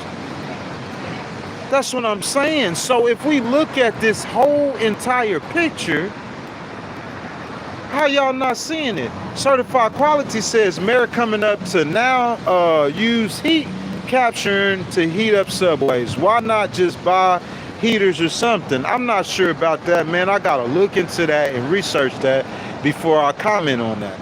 Golden Goose says, you think the race for battery powered cars was a coincidence? No, it wasn't. No, it wasn't. President Obama started that. That was due to our dependency on oil. He says they knew that your oil was about to run dry and the USA was going to cut off. No, bro, the United States is not fighting no war for oil right now. I promise you. We got our own oil, bro. We sell oil, and we import oil, and no oil that we import comes from the Strait of Hormuz. Less than 1%, less than half of 1% of the oil that we get now comes from the Strait. That's what I'm telling you. So I'm trying to figure out what war or what part of what war are we fighting over the Strait of Hormuz? Which war or which part of what war? We are fighting over the Strait, but which war, part of what war are we fighting due to us needing oil or wanting to steal somebody's oil? That's crazy. America's not trying to steal nobody's oil. We don't need nobody's oil. That's not what's going on. What's going on is President Trump got tricked by Bibi. They were telling them that the Iranians tried to assassinate him. That put a little extra hate in his mind and his heart for the Iranians. You see what I'm saying? It just put a little extra in his mind and his heart. For they told him the Iranians was trying to assassinate him. You know what I'm saying? BB went over there and sold him. And then your boy Lindsey Graham just kept selling them and making sure that, and that's what happened. They ran a dupe on him. They duped him. And President Trump, he sees that the American involvement in this war, he sees it was a mistake. He knows it's a mistake. He knows it. He sees it. He understands it. It's too late, though. He wants the war and the fighting to stop. The Iranians, they want a long, drawn-out conflict. Anything to hurt him. They know in America, politically, President Trump needs this war to end. The Iranians, they're aware of this. They hate him. That's what I'm saying. Ain't no peace gonna come whenever he's still president.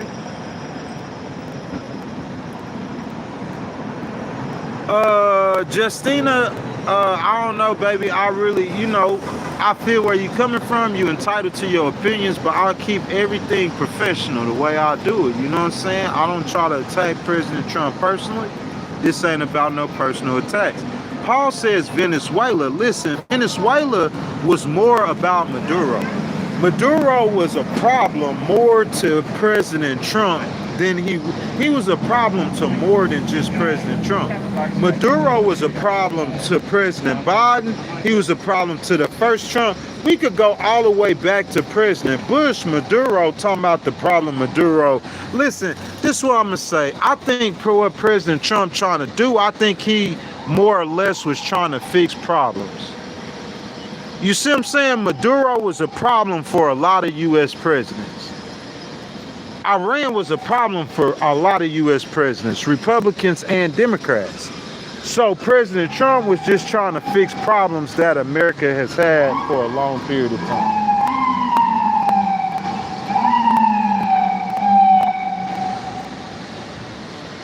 If you guys had liked the video, y'all double tap the screen for me. Golden Goose says, if you ain't talking about money, you don't know what you're talking about. You know what I'm saying? Travis says, yeah, it's always about the money in the end. That's true.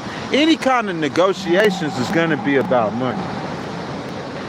I don't know if I even looked this far because I didn't look this deep into it. I didn't think President Trump was going to jump off the cliff.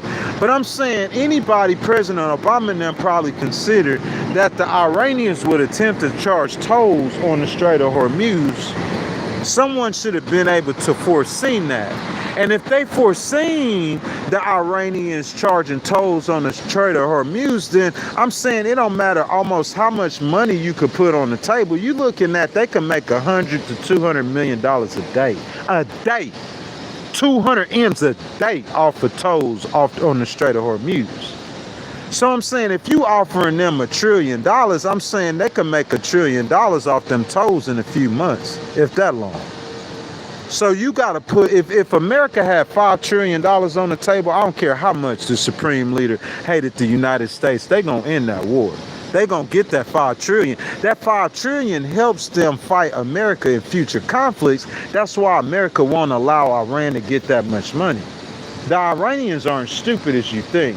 I heard their weapons are getting more sophisticated as well, and the United States has paid a heavy toll in equipment and blood. Casualties, not heavy toll and casualty, 18 life, every life counts, but 18, that casualty total has been kept pretty low. But you talking about over 600 injuries, 700, 800 injuries. I'm talking about one Iranian missile killed 3 soldiers and injured over 100. One missile. They destroyed millions. I'm talking about $100 million in U.S. equipment during that same strike. One missile. One missile. And their missiles are way cheaper than Americans' Tomahawks. And they're still being effective. You see what I'm saying? So they could spend a whole lot less money to be able to attack America than we can to be able to fight against them. You guys got to realize all of this. All of this is so important. It's very, very, very important. Richard says this war is for Israel. We can't argue that. I think that's why Benjamin Netanyahu and AIPAC support has went. Listen, when we start here, I said this, but I said this about immigration, and it's like President Trump and them, if they didn't get one message, they got this message. If you start putting a bunch of little kids, especially during the time of the Epstein files, you got a bunch of little kids getting snatched up and held in detention camps while their mamas getting deported. If they play that on CNN, yeah, that's going to be hard for you. Hard to overcome that. Instead, what ended up getting played on CNN, Benjamin Netanyahu got hold in this bag. Benjamin Netanyahu was accused of starving women and children. So that's when, that whatever reason, Benjamin, you did it. I listen to your side of the story too. I'm not a Democrat. I'm not a progressive. You see what I'm saying? So I understand the tough neighborhood that Benjamin is in. You see what I'm saying? So I understand like his excuses for on the surface for doing whatever he did. On the surface, his excuses. But what I'm trying to tell you is though, regardless of wherever you starve those women and kids, that's whenever it first started dipping. Whenever America got involved in that war, we all could say, listen, the Washington, D.C. and New York City are not in threat of a nuclear missile, but Tel Aviv and Jerusalem is. D.C. and New York City are not in danger of being hit by a nuclear warhead on a missile from Iran, but Tel Aviv and Jerusalem is. It's simple.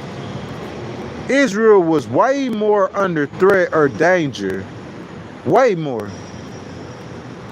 And the American people can see it. It's easily seen. And we over there fighting a war that I'm telling you the way to do that.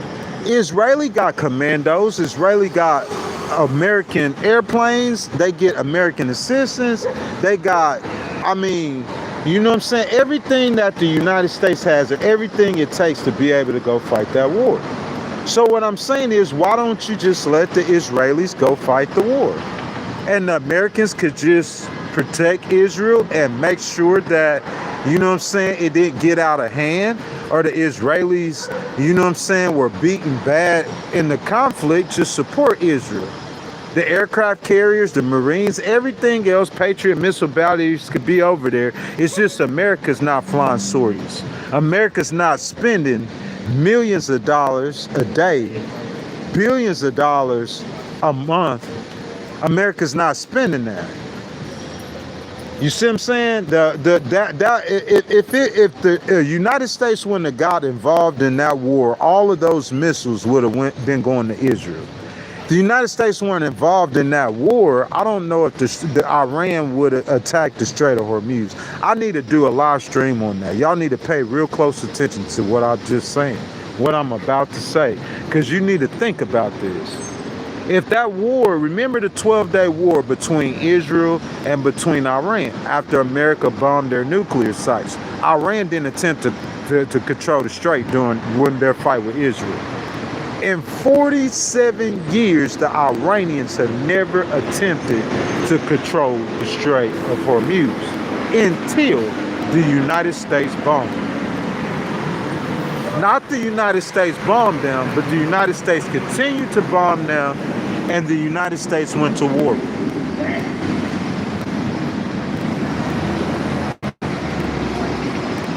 And that's whenever the Iranians said they were going to try to take control of the Strait of Hormuz. That's America's biggest problem right now.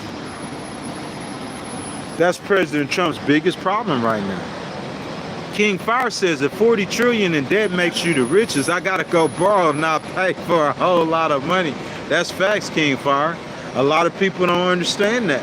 When they count in the riches that the United States have, they don't take into account, you know what I'm saying, that the United States is in debt. You know what I'm saying? They don't take that into account. That's facts. Golden Goose says nobody knows more about the truth than Ghost. He says the plan is to print until they can't print no more. That's horrible. America don't want that. We don't want leaders like that. We try to vote around that. We don't want that. We don't want leaders. We want somebody who know what they're doing. That's what the American people want.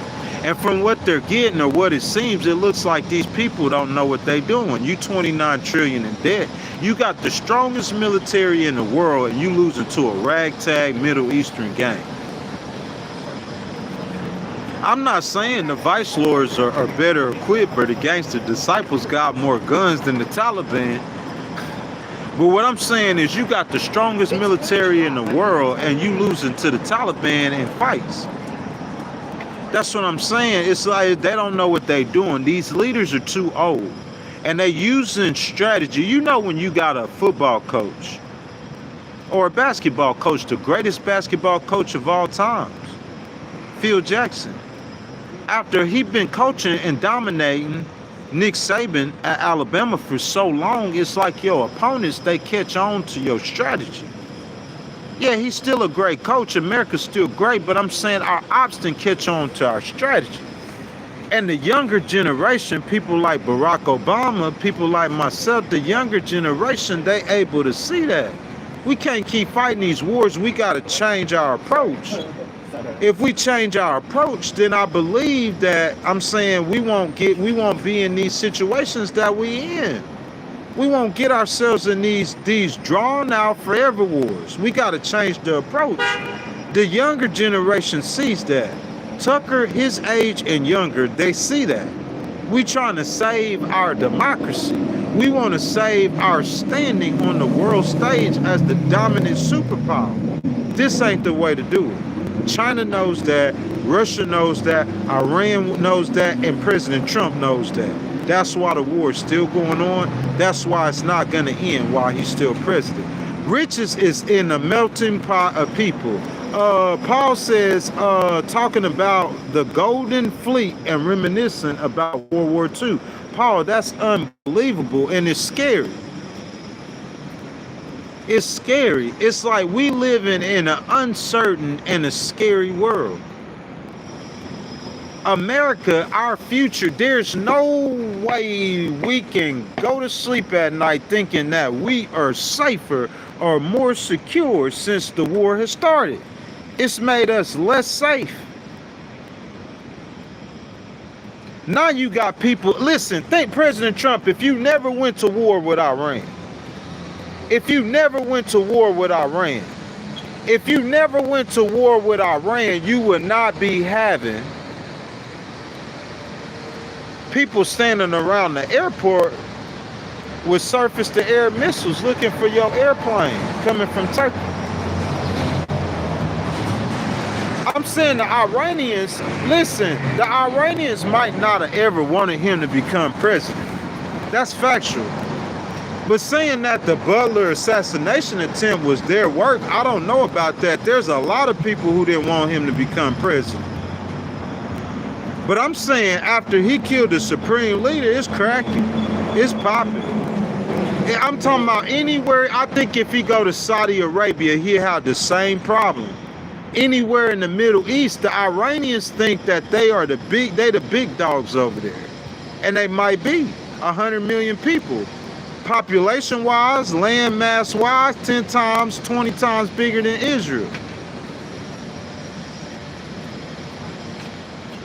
I'm saying they compatible or with Turkey. You see what I'm saying? That's what I'm saying. So I mean, like, that's what you look. If you in Kuwait, if he in Jordan, wherever he goes in the Middle East, any of his family, that is, you made them unsafe. You've made your own family and yourself in the Middle East unsafe. You did. And if all he gonna say is so what, or he don't care, I'm saying that's the reason why we in the problem that we are in. Because he got a so what or he don't care attitude. And I'm saying basically it's hurting all of us as Americans. It's hurting us all. We're paying higher gas prices, higher food prices, and I'm saying due to this war alone, we are less safe. And all three of those things are factual. And I'm saying that's scary for us as Americans. That's scary. That's frightening. Everyone else knows it's the divided states of America. I'm saying then you try to unite them. That's what President Obama was trying to do. It's hard to do. It's nearly impossible. But I'm saying that's what you still do as an American president. Listen, if I'm a Democrat, I only got 30-some% of support, guaranteed support from the American people. Okay, so I get some Republicans to vote for me, and I get some independents to vote for me. But what my job is primarily to do is to unite the people. And how I do that, listen, I don't care what you might have farmers, or you might have people in rural areas in Mississippi and Alabama and in Florida and in Georgia who will never support a Democrat, especially a progressive. You might have people, listen to me closely, because this is important. You might have people, the thought of having a woman, a progressive, and a Hispanic, to some white men who are racist in the South, that sound like to them they want to move to Canada. The thought of having AOC as a president, to some people in the South, they like, oh man, we got to go to Canada now. That's factual. If I hit saying that in New York, I'm saying it seemed like most people will root for that. But I'm saying in the South, that they wouldn't like that. But let me tell you something. Just like the mayor, if she becomes president and she enacts policies that help people under $100,000 a year, I'm saying you might be smart or think you're smart. You might not know how to spell, but you definitely can't add. Because you enact policies that's helping 10% of the American population, that's 3.4 million or so people. And I'm saying if a Democrat or a progressive is enacting policies that help the people making, even a Republican, you could do this too, if you chose to. Future moving forward, they're going to choose to do a lot of this because they didn't win a popular vote since 2004 when President Trump won in 2024. Because Hillary Clinton beat him in the popular vote. So the last time they won a popular vote was with George Bush. So it might be 40 years this time to become president. It might be 40 years this time. So if you become president again and you do, like I'm telling you, if you helping the people making less than $100,000 a year, it don't matter about the people with the money. They matter, but they don't matter. If I'm helping the people who make less than $100,000 a year, that's 2 out of 3 people in America. 2 out of 3 people in America make less than $100,000 a year. So if my job is to help the majority, it's common sense. We're not talking about helping somebody who don't make no money. We're not talking about the people the Republicans hate, the minorities who poor. We're not talking about them. We talking about these are Republican voters making $80,000 a year in Louisiana and Mississippi with families. These are Republican voters in Iowa and Kansas and Iowa making less than $100,000 a year. These are Republican voters in Wyoming. These are Republican voters in West Virginia making less than $100,000 a year. White Republican voters. I'm saying even if they don't see themselves voting for a progressive or a Democrat, if that Democrat is elected and helps the 200 million Americans plus the 240 million Americans, instead of helping the 3 million Americans or 30 million Americans, whoever hope their policies are generated to help the majority of Americans, that's who wins. That's who wins. That's the president for America. I'm saying even for those voters who make it, you might not be voting for her, but her policies are helping you. You want to vote for the person who helped the rich people and policies don't help you. But I'm saying you vote for her VP Harris's policies would have helped me better than President Trump's. That's factual. I got a buddy flipping houses in Mississippi. Okay, I'm a paralegal. I'm an independent document preparer. When VP Harris was president, I had $10,000 in the bank, and I was walking around with thousands in my pocket. I ain't saying I just won some cases. So I'm not saying it was strictly on her policy, but I know if she was president, I know I'd be in college right now. I know I'd be in school right now. I'm saying there's so many things that would have changed. If VP Harris was president, at the time I'm ready to buy a house, she got a $25,000 tax credit for first-time home buyers. If VP Harris was president, she said she wanted to build 3 million more housing units in America that would drive down the price of rent. If she was president, she said she wanted to control price gouging. If she was president, she said she wanted to give a $50,000 tax break for people who start businesses if she was president. Oh, how are we going to pay for it? We can't afford it. But you can afford those tax breaks for billionaires. You can afford that. You can't afford an entitlement program to help a poor person, but you can afford them tax cuts for billionaires that's add more money to the U.S. deficit. Who got the tax cuts in U.S. history?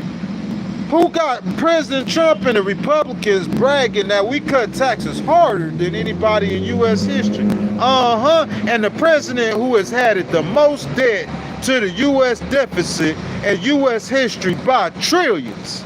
Barack Obama and President Trump has added more debt than Barack Obama in 5 years by trillions than Barack Obama did in 8 years. And the difference is Barack Obama got tens of millions of people in America who walking around with Obamacare. That's the difference.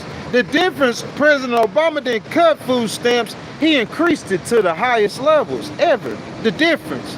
That's the difference. That's the difference. It's what you doing for the people. I'm going to burn $500 trillion worth of food that is set to free poor kids not Democrats in America. Poor kids across the Middle East, Africa, across the world. 500 tons of food that's gonna feed these children for the whole entire summer. And I'm gonna spend more money burning the food than I do giving the food to the children. You gotta make that make sense. Listen, it's a payday for our actions. We gonna pay, however you wanna say it. You wanna say karma? In the Bible it says you reap what you sow. My mama told you, you make your bed, you sleep in it. Whatever language you wanna say it, we gonna pay for our actions. Part of burning 500 tons of food, that's part of you paying for your actions. You don't burn food for children, man, because you worried about money. You know it was Nancy Pelosi that I heard say this. Because she worth $400 million, but here's the difference why nobody talking about the money Nancy Pelosi made. Because I heard Nancy Pelosi say, as a politician, when I stand before God, He not gonna ask me if I balance the budget. This is Nancy Pelosi talking. That's the difference between her and President Trump. You talking about balancing the budget, you talking about fraud, waste, and abuse, even though in actuality you spending more money than the Democrats, but that's your focus. But the difference between you and President Trump, Nancy Pelosi said, when I die, God is not going to be concerned if I balance the budget. She said He going to be concerned with how many people did I help. How many people did I feed? That's what Nancy Pelosi said. That's the difference with her and President Trump. I never heard President Trump talking like that or say nothing like that before. Nancy Pelosi has championed thousands. We glad you're gone, Nancy. I'm sorry, baby. I might come to your state and y'all might turn up on me. I'm sorry, but we glad you're gone. Because you were holding back AOC. AOC and Mayor Mondami is the two most popular politicians, you see what I'm saying, in the Democratic Party. That's elected officials. You can tell. Bernie Sanders too. Every time they go do rallies, you see tens of thousands of people at their rallies. More than any other Democrat. Why would you hold that back? That's natural. Let what the natural people always trying to override the will of the people. That's our problem with our government. Overriding the will of the people. If you govern within the people's will, you probably won't make as many mistakes. That's just factual. If the people don't want to go to, it's a reason why we didn't want to go to war again in the Middle East. It's a reason. But then we didn't want to govern. President Trump don't want to govern in the people's will. He got his own thing. And every president, they've been doing that. George Bush been doing that. I'm saying President Obama seemed like he governed within the people's will more, and that's why his approval rating is higher than any other living president. The Democrats believe he was the best Democratic president ever, Barack Obama. Yes, indeed. That's what they believe. You got to take that. That's their president. I'm saying they put him up there with Bill Clinton and the modern day Mount Rushmore. President Trump want to see himself on there. He ain't there yet. His greatest opponent, Barack Obama, is on the modern day Mount Rushmore. He's just too popular. The modern day Mount Rushmore got Ronald Reagan on there. It got William Jefferson Clinton on there. They trying to pull him down because of his association with the Epstein list. But I'm saying the modern day Mount Rushmore, President Trump, you not on there, big dog. First term, no wars, good economy, COVID tripped you up. The people want to give you a chance against Joe Biden, and then they give you a chance this time, man. And I'm saying, President Trump, he trying not to get down to, bruh, imagine if you get under 20% approval. And I'm saying, imagine a war going on in Iran and they trying to impeach President Trump. Y'all not thinking like I'm thinking. I'm seeing ahead. Imagine a war going on in Iran I'm talking about if the Democrats, if they smart and you want to, and they're gonna impeach him again once they get control of Congress. If you want to impeach him again, you better impeach him over that war. Because if you impeach him over the war, you got the support of the American people. The American people are gonna, listen, they were tired of this war before we even fought it. The American people were tired of this war before it started. So you know, and then on the insult to injury, President Trump, he said that we only gonna be fighting the war for a few weeks, remember? So you know, as the war continues, and it's gonna get the American, they gonna hate it, and his approval rate gonna drop and drop and drop and drop. Just like I told you, the stock market gonna rise and rise and rise and rise, and that's what it did. His approval rating is on the verge of dropping and dropping and dropping and dropping. Somebody said Nancy the devil. I don't know who the devil is, man. Hey guys, if y'all haven't liked the video, y'all double tap the screen for me, like the video, subscribe to the channel. Make sure y'all hit that notification bell. Guys, we up here on the Upper West Side of Manhattan in this gorgeous city called New York City, the most beautiful and wonderful city in the entire world. The entire world, y'all. The best city in the world.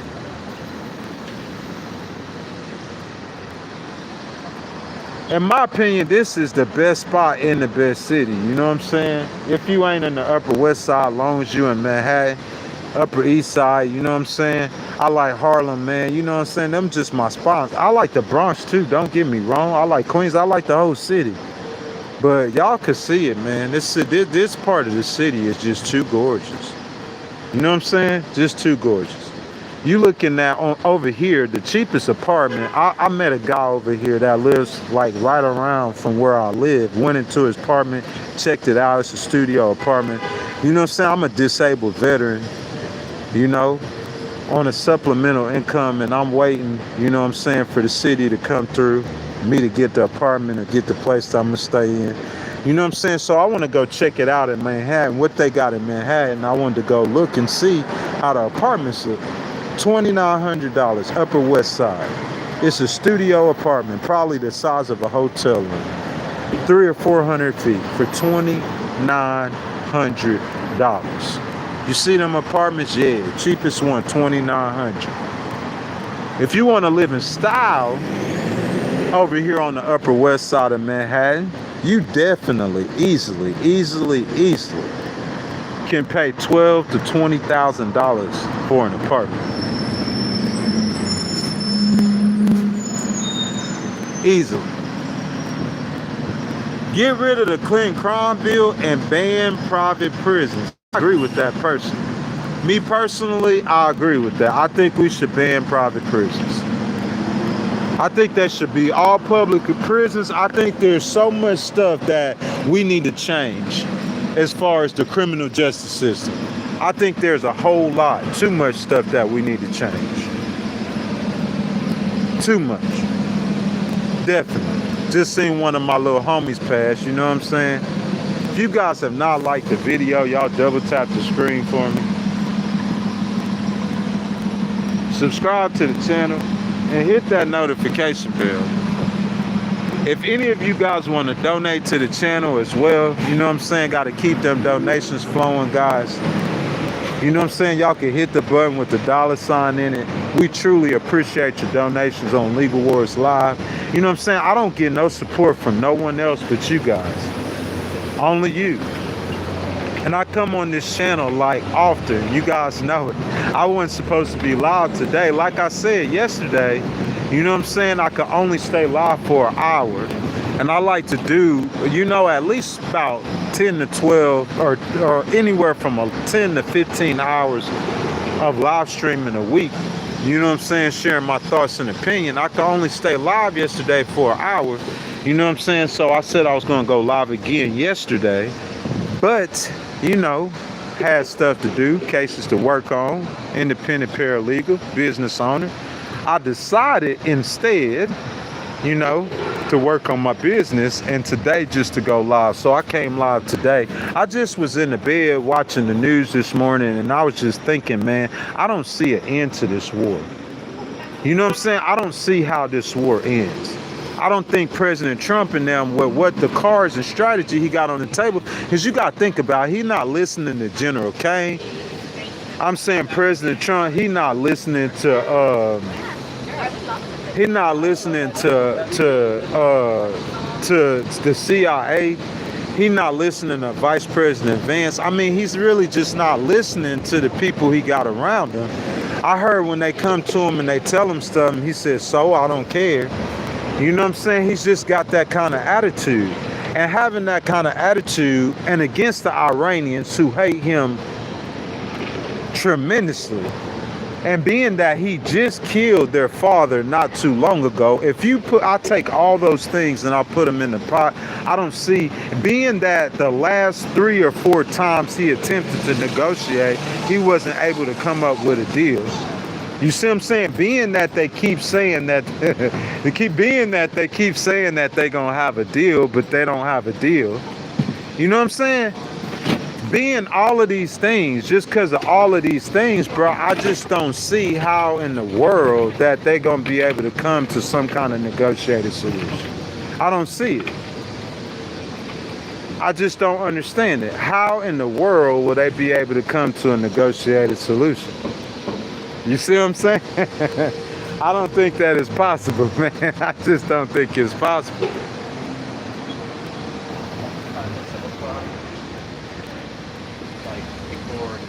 Hey, King Fire, that's not gonna happen, my guy. You know what I'm saying? You think about how long King Fire been on this channel and how long he supported this channel. And just like that, I evaporated him. I'm gonna be in this city, my boy. You know what I'm saying? I'm gonna be in this city for a certain amount of time. I got the cases to work on, and I'm staying in Manhattan while I'm working on these cases. Period. Ain't nothing changing about that. All 10 toes. Anything that come out your mouth, you just wasting your voice and saying it. I'ma evaporate you out the stream. You know what I'm saying? I'ma evaporate you out the stream. I'm in this city until I finish my work. It ain't nothing changing that. The only thing gonna change is lawsuits. I got 4 on the board, right, or 5 on the board right now, and I put 10 of them up there. That's the only thing gonna change, me being in Manhattan. I'm just gonna, instead of having 5 lawsuits, I'm gonna have 10. Instead of going to White Plains to file my cases, I'm gonna be filing my cases right here in the Southern District in Manhattan. That's the only thing that's gonna change, bro. I'm in this city. You gotta, like, some things you gotta just understand and just comprehend. You just gotta bring it in your mind and be able to understand it. Like President Trump had to understand that we just can't go to war with the Middle Eastern country. I don't care if we bigger or stronger. This is a good example. I don't care. None of that matters if we bigger or stronger. It doesn't matter. It's irrelevant. None of it matters. We're bigger and stronger than Iran, right? But look what happens. Because you bigger and stronger don't mean nothing. It don't mean you're going to win. It don't mean you're going to win. You just got to understand that I'm in New York City, Manhattan, Upper West Side. That's not changing. You Upper West Side, Upper East Side, Harlem, downtown, midtown, lower Manhattan. You pick your spot. We in Manhattan. That's not changing. That's what that is. I'm saying I don't know what else to tell you about that. It's not changing. The only thing gonna change is I'm gonna go from 5 lawsuits to having 6, to having 7, to having 10. I'm being in Manhattan. Period. So I'm saying I don't know why we even talking about that still. King Fire knows the conversations that we had on this, and him saying get out this city, he got to get out my chat. It's non-negotiable. I don't care where you are on the standing of my life. It could be my mama. My mama not gonna come at me like that though. Thank you for the donation, baby. My mama not gonna come at me like that though, because she knows how I am. And she knows when I say something that I'm going to stand all 10 on what I said. And what I said is I'm going to be in Manhattan until I get paid. And I might be in Manhattan after I get paid. I might not never leave. That's going to be on me and God. It ain't on nobody else but me and God. So understanding that, you got to stop saying the same stuff, because that's the definition of insanity. You're not going to change my mind or convincing me. You just going insane talking about the same thing every single day. It's not happening. We in Manhattan. Point blank, period. Thank you for the donation. If you haven't liked the video, double tap the screen for me. Subscribe to the channel. Hit that notification bell. And then if any of you guys want to donate like the person did before, hit the button with the $sign in it. And your donations are much appreciated. I didn't say Iran is winning. But I don't understand how we winning. How are we winning the war? How are you winning the war when you trying to put out your hand to shake a man's hand and he slap you in the mouth? How you winning? You fighting a fight and you try to stop fighting and you put out your hand and that man slap you in your mouth. I don't care if he got a black eye and you done beat him up. You sitting there fighting a dude. Look at me, y'all. Look at me. You sitting there fighting a dude, beating him up. He got a black eye. And you put out your hand to do a peace deal, and he shake your hand. And as soon as you pull your hand back, he turned back and he slapped the piss out your mouth.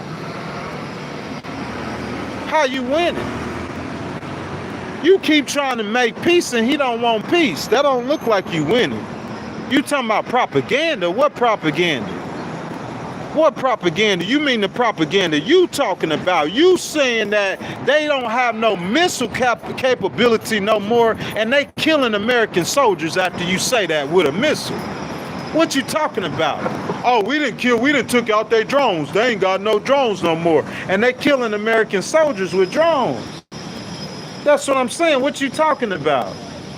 How I'm trying to figure out how are we, if Iran controls the strait when we leave, how did we win? They didn't control the strait and President Trump don't want them controlling the strait. Nobody in America want them controlling the strait who know and care. So I'm saying, how will we win if they controlling the strait? How are we winning? It don't make no sense. Secretary Hegseth said he gonna change it to Department of War because he admitted we lost to the Taliban and we lost in Iraq too. Secretary Hegseth admitted that. He admitted it. So I'm saying, what's different whenever y'all take over that is different in Afghanistan? Y'all can see that we didn't win to the Taliban, but we winning in Iran. How? Because you knocked down more buildings than them? How are we winning? I'm saying we ain't achieved or met our goals. I'm saying, how are we winning? Yeah, it's probably going to be a toll in the strait. That's facts. I don't know that for certain, but it's probably going to be a toll in the strait now. How did we win that? That's not a win. And we going to finish this conversation. I don't want to get into what we talking about tomorrow, but we going to be talking about tomorrow. Did President Trump make an error for going to war with Iran in the first place? Was that an error? Was that an error? Because I'm trying to figure out what we winning. If your goal is, the first goal is to get the nuclear dust, we don't have the nuclear dust. Iran is no less. Listen, we're gonna talk about something too. They've been getting better. They've been getting higher, more technology. They've improved. They're changing their strategy. You talking about they don't have no cohesion and no leadership? That's not what they look. That's not what it looked like with Iran. It don't look like they don't have no leadership and cohesion. I'm talking about they rebuild, I think, how was it, 20 or 25% of their missile capability during the negotiation for the memorandum of understanding. You know why they, listen, I'm trying to make peace with you. We talking about making peace. And while we making peace, you back here in the corner and you buying more guns and get more guns and get more weapons. Cause you the whole time Iran was talking about that memorandum of understanding. They just trying to buy time. Iran does not have a plan for peace with the United States at this moment. They don't have a plan. The Iranians do not have a plan for peace with the United States at this moment. And President Trump, as he stays president, and his ego and pride is not gonna allow the Iranian, so he gonna do what I know he gonna do. He gonna start fighting the Obama type war, and he gonna hunt and kill individually IRGC. That's what it's coming to. Because that blockade is not going to stop them from getting money. China and Russia is going to support them. And plus, they already got money. They made hundreds of millions of dollars from charging tolls before America even started the blockade. Iran done came up off this war. They done already made hundreds. What the Qataris are offering them, the Iranians already made that. What the Qataris are offering them, the Iranians already got more in that off this war. They've already got that. So I'm saying this gonna take a long time for you even to touch or hurt them economically. You talking about a long, this war is gonna go on for a while. I think it's gonna go on past President Trump's presidency. I don't think it'll be over in a year like President Trump said it. So I'm telling you what's gonna come next. General Kane then blocked him here. J.D. Vance then blocked him here. So he looking at the Patriot missiles. We don't have that many Patriot missiles. We don't have that many Tomahawks. So I'm saying what President Obama did, he was using drones to go kill. And I'm saying you're not going to be able to get a deal with the leadership that's in Iran right now. President Trump knows that. And you should know that too. Because that's why Benjamin Netanyahu and President Trump's strategy at first was the regime change. Because if you got a new regime in Iran and you negotiate with new people, even though the IRGC is still going to be a problem now. You might form a new ISIS or a new Taliban with the IRGC. Even though that disbanded IRGC, I'm saying the only way out, you're going to have to kill. That's all you could do.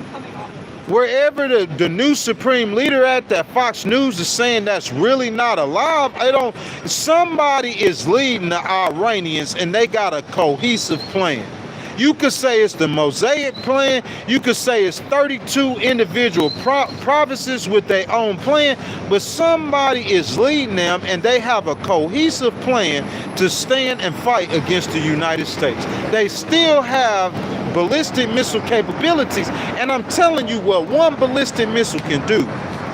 Well, one ballistic missile that Iran has could kill 3 U.S. soldiers and injure 100. Imagine 100 soldiers injured. One ballistic missile. One of them. You hear me? One ballistic missile in Iran. One of them. But I'm saying you got Patriot missiles, and your Patriot missiles is blocking those ballistic missiles, right? Right or wrong? I'm saying so they shoot 10 rockets, 10 missiles at you. Your Patriot knock them down. Now they get one missile out that 10 through. The Iranians, that strategy, they didn't improve that strategy. So whenever they start hitting them Gulf states again, they gonna kill you, looking for American casualties, looking for American injuries, looking for millions, if not billions of dollars of American equipment on them bases getting destroyed. You see what I'm saying? I'm saying one way or another. One way or the other. So what situation are President Trump in right now? What he facing? The Iranians don't want to give up control of that strait. And I'm saying it's going to take years. It's going to take decades, man. I'm trying to tell you. That's what it sounds like. If it don't take decades, it's going to take a new leader in the United States to negotiate with them. They tried it with J.D. Vance, but it wasn't good enough because I'm saying President Trump's still president. H. Violet says our economy is dying, and that's factual. That's factual. It's slowly. Dying slowly. Factual. Name one war in the last 400 years that the Arabs have won, because guess what? I'll wait, you can't. What you talking about? Last 400 years? You know it's only one empire, that it's only one nation on earth that has ever went in Iran, and has ever beat the Persians in Iran. You understand that, boy? It's only one nation on earth that has ever went into Iran and beat the Persians in Iran. You crazy. You don't know your history. Iran is surrounded by mountains. Surrounded by mountains. And the inside of Iran, and when you get through them mountains, you got to take all of your military equipment through mountains over mountains. You got to be driving Abrams tanks off the side of a mountain, boy. That ain't easy. You moving thousands, tens of thousands of tons of military equipment across mountains, and they gonna be waiting on you with Shahed drones in the desert when you get to the desert. Bro, I'm telling you, that's not an easy proposition. America, every single Middle Eastern leader the United States went after and dismantled and took them out. Think about it. Where Egypt's leader at? Where Syria's leader at? Where Bin Laden at? Where Iraq's leader at? Where Libya's leader at? All the bad guys, all the bad characters, America took them out. 47 years you don't touch Iran. It's the reason why. President Trump didn't consider the reasons. I don't care what you said. He ignored General Kane, he ignored the CIA, and he got himself in a mess. Point blank period. You can say what you want to. No other president ignored him. He the only one who did that. You could say he the only one who had the courage. Nah, he looked like a buffoon. That's what that looked like. You could call it courage. It looked like buffoonery. They haven't had a single oil tanker leave their bay in 4 months. It don't matter. You can't get them to sign a peace deal and stick to it. Listen, imagine if you was in a boxing match with someone. You bigger, you stronger, but you asking for peace and they don't want peace. Imagine if you was in a match with me and I'm suing you and you say, okay, enough lawsuits, come home, it's over. And I say no, and I file a new lawsuit. Who winning? That's what I'm saying. Iran look like, and they might be wrong, I cannot see the Iranians beating America in a drawn out military conflict. That's what I'm saying. I said that 1 trillion times. But what I'm saying, at the present moment, you want peace and they don't. At the present moment, you gonna get shellackled in November. At the present moment, you gonna get shellackled. If you got an R by your name in November, you better be in a super solid red. I'm telling you, the American people go. Listen, when you have a 4-star decorated general that was chosen by President Trump telling the U.S. Congress that empires have their limits, that is my first red flag. You could say support the military all you want to. I'm telling you what the military top dog said. I'm a veteran. How many lawsuits you filed in support of veterans in federal court? Thank you. I'm a veteran, bruh. And I'm telling you, don't tell me about what no military said. General Kane said that empire got limits. General Kane said that. Who gonna argue with that? President Trump's stupid for arguing with that. He the military man. He know. Ain't nobody on this live stream, ain't nobody in America is more qualified to tell us than General Kane. He is the top dog. Not of the Army, not of the Navy, not of the Air Force, not of the Marines, not of the Space Force. He the top dog of all of them. He over the top general in the Army, boy. He over the top commander in the Air Force, General Kane. That's the dude. Handpicked by President Trump. We not talking about General Milley. We talking about somebody President Trump handpicked. General Kane, I'm gonna make a video on it. He said empire has limits. General Kane ain't never said with me in no situation room and told me nothing. But I got enough intelligence. I might not could spell, but I got enough intelligence by just hearing that tell me everything I need to know. He trying to tell you something, you idiot. Stop, get out your ego, get out your feelings, and get out your pride, and listen to that decorated general that you chose for a reason, President Trump. Empire has limits. He telling you that this empire has reached one of its limits. If you guys have not liked the video, this ain't what I'm saying. That's what General Kane said. General Kane said that you just too stupid to listen to him. You too stupid to listen to your own people that you picked. You picked J.D. Vance. You picked General Kane. You too stupid to listen to him. That's all it is. You want to do your own thing. Oh, I ain't got to run for re-election again, so I don't care. My name is Donald Trump. I could go down to on the middle, down to lower Manhattan and kill somebody and get away with it. That's the problem. That's the whole problem. Y'all feel me? If you guys have not liked the video, hey, double tap the screen for me. You know what I'm saying? It's your boy Big Ghost Rider, man. You feel me? How are they building pipelines during a war? I don't know how they doing a lot of things. It's because it's not really a war. It's just a bombing campaign. America don't have no ground troops. So if you ain't got no ground troops, you got to have planes in the air 24 hours just bombing them to sleep to stop them from moving and doing stuff. You see what I'm saying? If you got ground troops and you know they over there doing A, B, C, or D, you could send the Humvees over there to knock their legs out. But I'm saying if you don't have ground troops, you're not able to do that. The American people don't want boots on the ground. That's what I'm saying. The way you get out of this, I could give them the whole strategy of how to get out of this. But I'm gonna let you know what's gonna happen. Just what I said is gonna happen. He's not gonna be able to negotiate with that current supreme leader.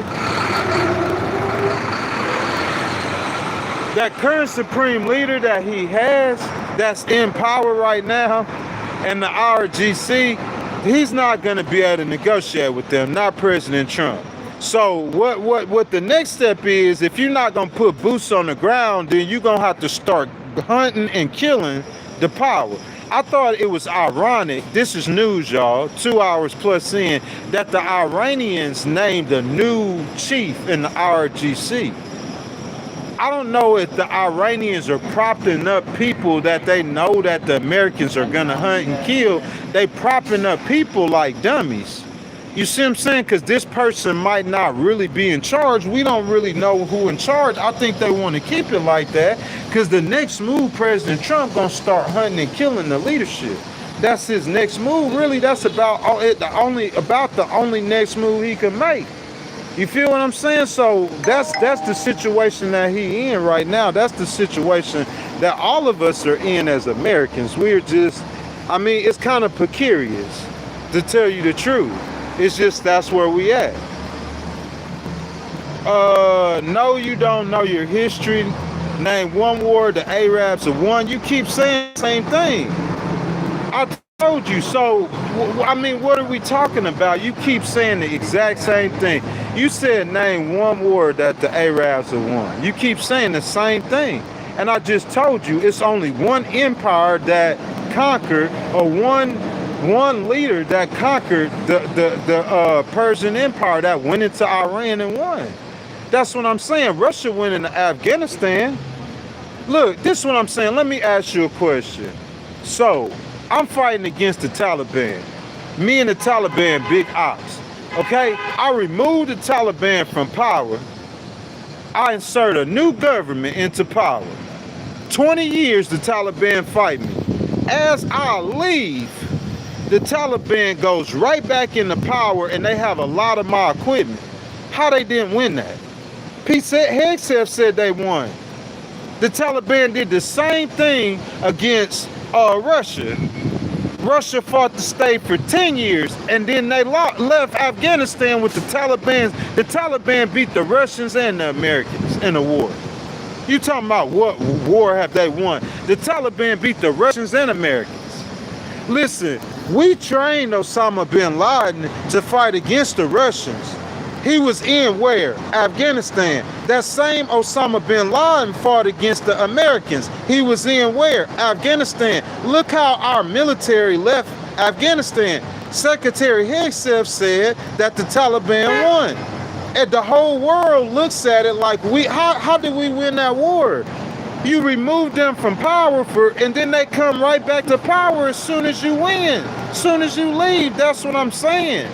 It's like, I don't see America has had the biggest substantial buildup in the Middle East. They have bases everywhere, but there's a bunch of friendly Arab states to the Americans. There's a bunch of them. You know what I'm saying? Man, bro, y'all, I promise you, man. Hey, look, I just want to see if the young lady needs some coffee, man. You feel me? I just want to see. She look like she needs some coffee, man. I just want to see if baby girl needs some coffee, man. Big Ghost Rider buy you a cup of coffee, sweetheart. You feel me? Hey, somebody said Vietnam. Look, but I'm not you. I'm an American patriot. I'm not an American hater. Understand who you talking to, number one. I'm not rooting for America to lose to Iran. Understand who you talking to, number one. I'm an American. I'm not stupid. You see what I'm saying? I'm not retarded.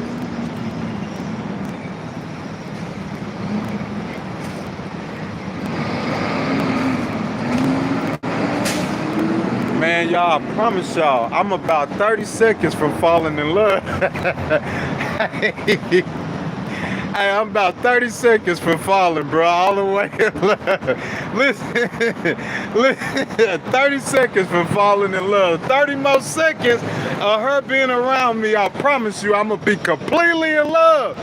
I'm going to call my daddy for the first time and say, Pops, I done fell in love.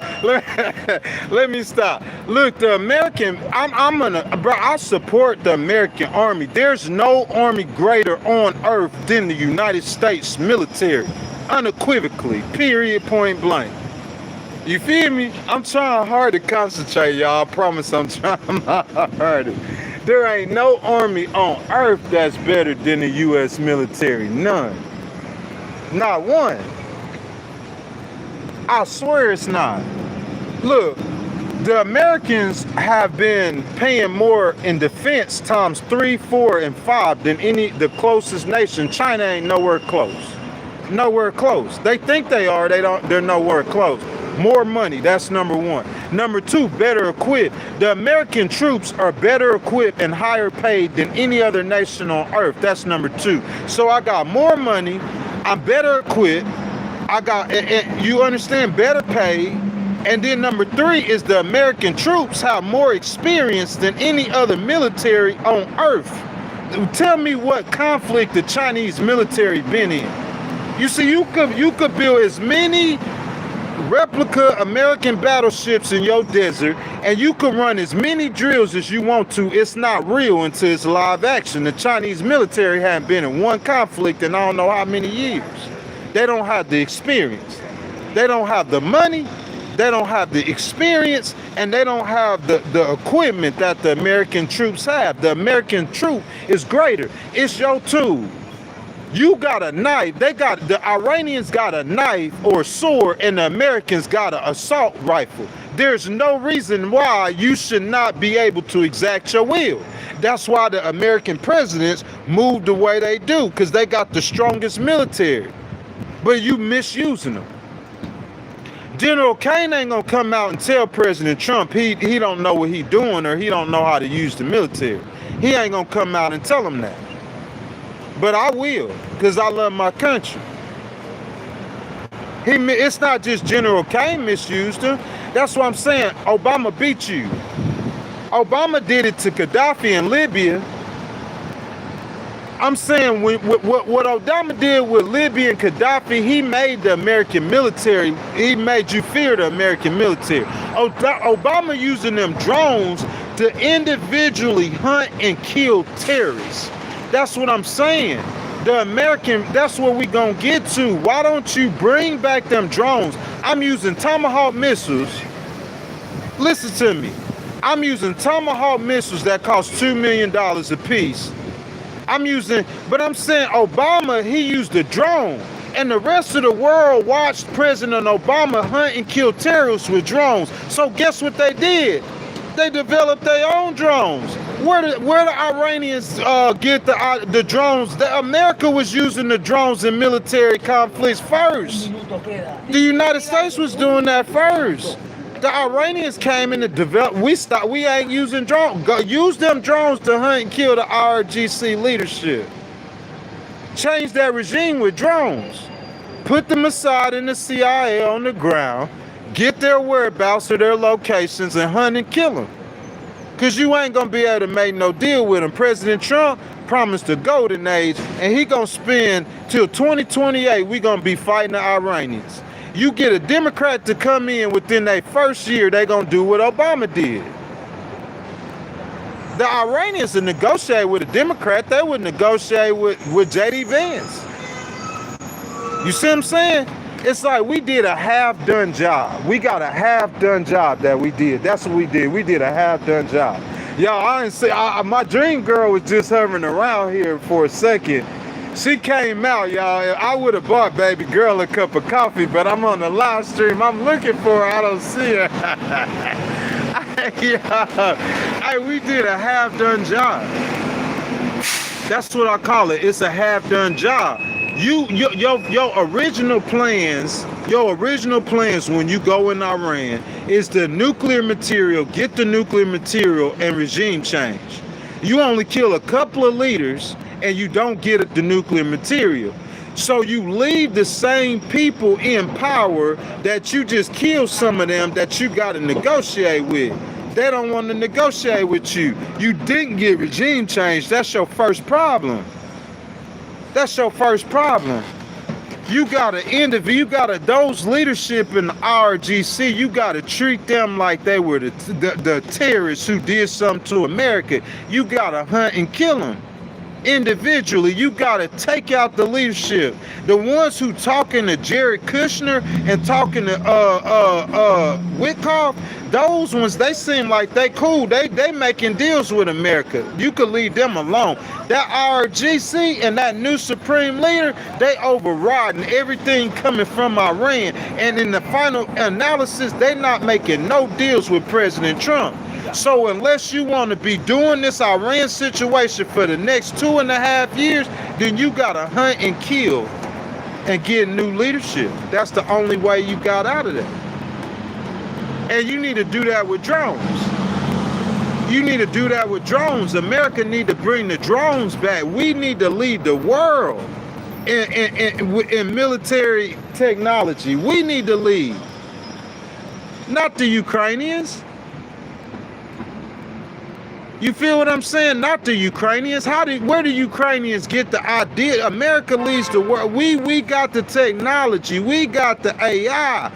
Come on, President Secretary Hasty, y'all need to get one of them defense, them drones. It'll need to be all drones. Beat them with drones.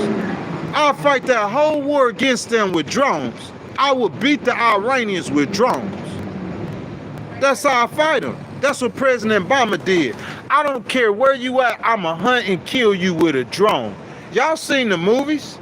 They back there in the rooms and they watching the screens and the drones getting to kill. What happened to that? Where that's at? That's the only way out. You want a regime change, but you stopped in the middle of it. And you left a regime that you know you can't negotiate with in power. This war is going to go on through President Trump's presidency. Unless he could do something. I'm saying he ain't going to listen to General Kane. Why would I think he going to listen to Tucker Carlson or a YouTuber? He ain't listened to his own general and the vice president that he picked. He didn't listen to Charlie Kirk, the man that got him elected. He ain't listening to nobody. And that's what this come down to. He ain't listening to nobody. Bibi Netanyahu and Lindsey Graham, rest in peace. That's who he was listening to. He ain't listening to nobody else. Nobody. That's the problem. President Obama, he listened. He just smarter. I'm saying I don't care. Listen, this ain't got nothing to do with no money for me. Some of y'all in this just for money. I'm in this because I love my country. That's what I'm in this for. If somebody can get to President Trump and talk to him like Ghost would talk to him, I know when I finish talking to him, he ain't gonna like me no more. But I know the words that I say to him, he'll never forget what I say. Cause I'm a reason with him. I ain't got nothing against him personally. I love my country. I told you I want him to be legendary. I wanted President Trump did something that no president ever did in 150 years. He got 4 years off, came back and won an election. 150 years it hadn't been done. He could be legendary. He could be great. It's a choice. You got to choose to serve the American people. If you serving the interests of the majority of American people, then you could be great. If you serving their interests, you could be great. But you're not serving the majority of the American people's interests. You see what I'm saying? You serving your own interests, and that's the problem. If he is serving the majority of the American people's interests, it just doesn't appear like he is. And I'm saying that's the issue. If you guys have not liked the video, you guys go ahead and double tap the screen for me. If you on a cell phone, subscribe to the channel. God bless our troops. H. Violet said, always and forever. Don't put our troops in harm's way, man. We're not gonna forgive you. You understand that? Don't put our troops in harm's way, bro. We will not forgive you, I promise you. We don't believe in that stuff Vladimir Putin doing. Sacrificing 500,000 of his young people, over a stupid war that makes absolutely no sense. Don't put our young people in harm's way. Don't put our Marines in harm's way fighting another nation's war. Don't do it. Let their Marines fight their wars. And we just tell them how to do it and just support them. That's how we're more successful. Look at how successful we are in Ukraine, with the Ukrainians fighting their own conflict. That's what you don't understand. You could say that, hey, whatever you want to say. We try to do that with the Quds Force. Get the Quds Force to go and fight against them. It didn't work, though. And that's what I'm trying to tell you. You might have been able to pull that off. What I'm saying is, if you would have did what President Obama did and got the Europeans to negotiate, you might would have been able to pull that off. But you don't want to get the Europeans to negotiate, though. You know what I'm saying? You want to do it your way. Or you could get the new Europeans to negotiate, but they probably don't want to negotiate with you because you didn't put tariffs on them. That's what I'm saying, man. You done got yourself in a situation. It's like, boy, that boy, he hitting a pretzel, man.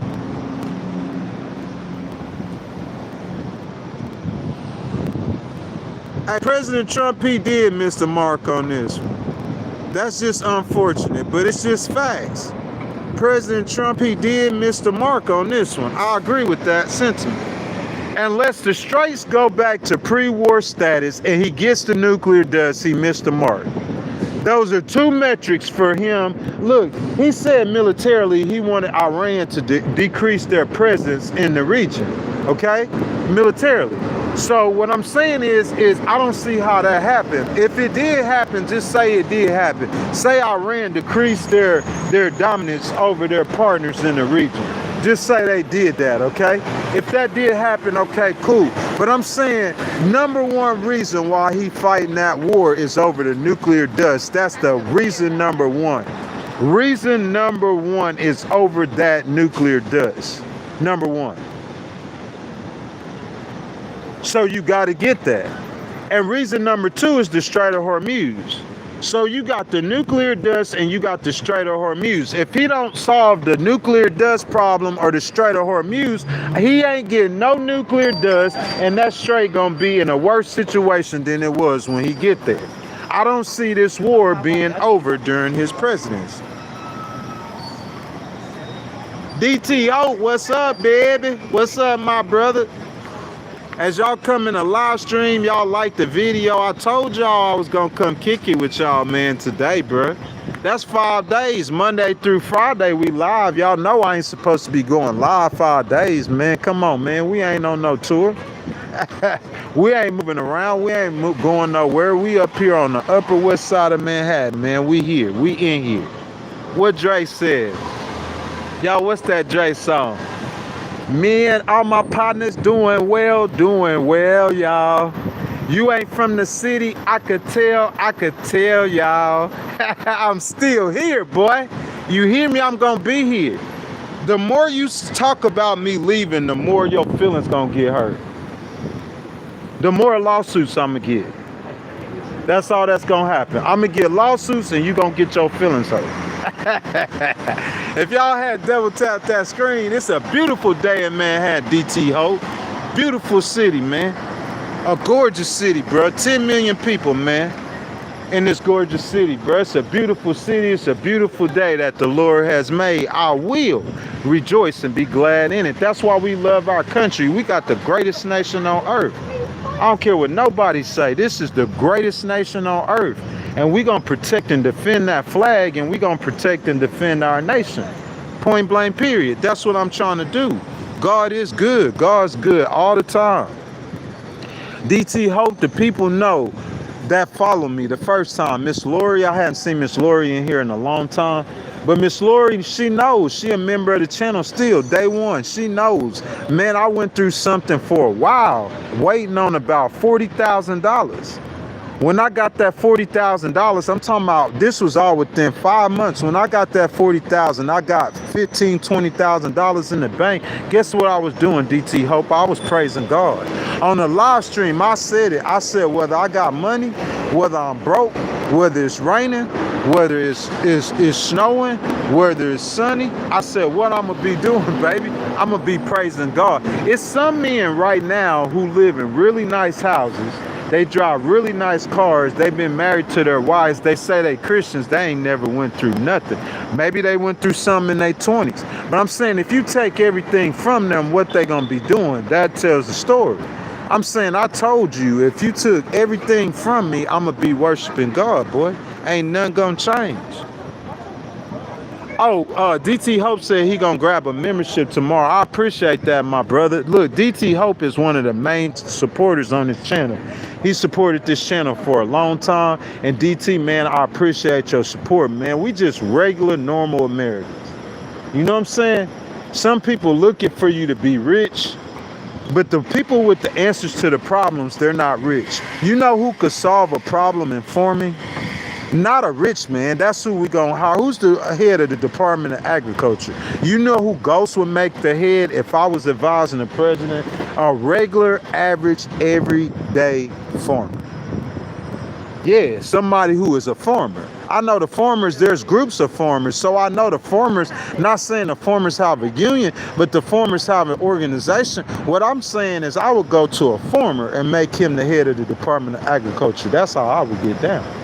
That's just Ghost, though, and that's just me personally. You know who know more about the law than anywhere? Well, they do this with the law and with the Surgeon General. This is a real doctor and a real lawyer. That's what I'm saying. Every single position I will have in America, I will have is somebody who really did the work. Not some rich dude in a suit who's trying to represent people where he don't even know nothing about farming, or he might not know nothing about, nah, that's not how I would do it. I'm gonna get people who know about, who are experts. Austin, probably because we country. I don't know why we do that, Austin. Probably because we country. Guys, if y'all hadn't liked the video, double tap the screen for me, subscribe to the channel. Make sure y'all hit that notification bell. I will always remember this live stream. This was the live stream when I saw the most beautiful girl. You know what I'm saying? I will always remember this live stream. This is the live stream. I promise y'all, man. Gorgeous, man. Gorgeous, bro. I'm on the live stream getting the crush, man. Y'all see me, I'm opening the door for her. I'm smiling. Hey, too bad I was on the live stream. I promise you I would have bought that young lady a cup of coffee, man. She deserved a cup of coffee. Looked like she was babysitting somebody's baby, man. The gorgeous lady, she deserved a cup of coffee, man. You know what I'm saying? I would have bought the young lady a cup of coffee if I wasn't on the live stream. Unfortunately, I was on the live stream. But man, listen, we love America, man. We patriots. This greatest experience ever in the history of human life is a democratic experience. And this experience was the greatest experience ever. This was the greatest country that has ever been on the face of the earth. I mean, you had other countries that ruled a lot longer than the United States. The United States rule has only been about 80 years. But I'm saying this is the greatest experience, the richest country, everything that has ever existed on the face of the earth. We trying to preserve that. Like General Kane said, empires have limits. We don't want to be like the Romans. We don't want to be like United Kingdom. We don't want to stretch too thin. We stretched ourselves too thin militarily in Iran. And if China, I'm saying if Xi makes good on his promise, he has envisions or goals of uniting China and Taiwan to the Chinese homeland. We got to stand up against that. We got to help Taiwan fight against China, just like we help Ukraine fight against Russia. We got to do this. This is what we got to do. We can't have a president who gonna go fight a complicated war, try to get some. I know hate on fake President Trump. This ain't a TV series, man. You gotta understand that. You know what I'm saying? He a TV president. I'm not hating on him, but I'm saying you fighting against Iran. This isn't a TV series. Oh, America fights Iran in the new TV series. America versus Iran with President Trump in the new TV series.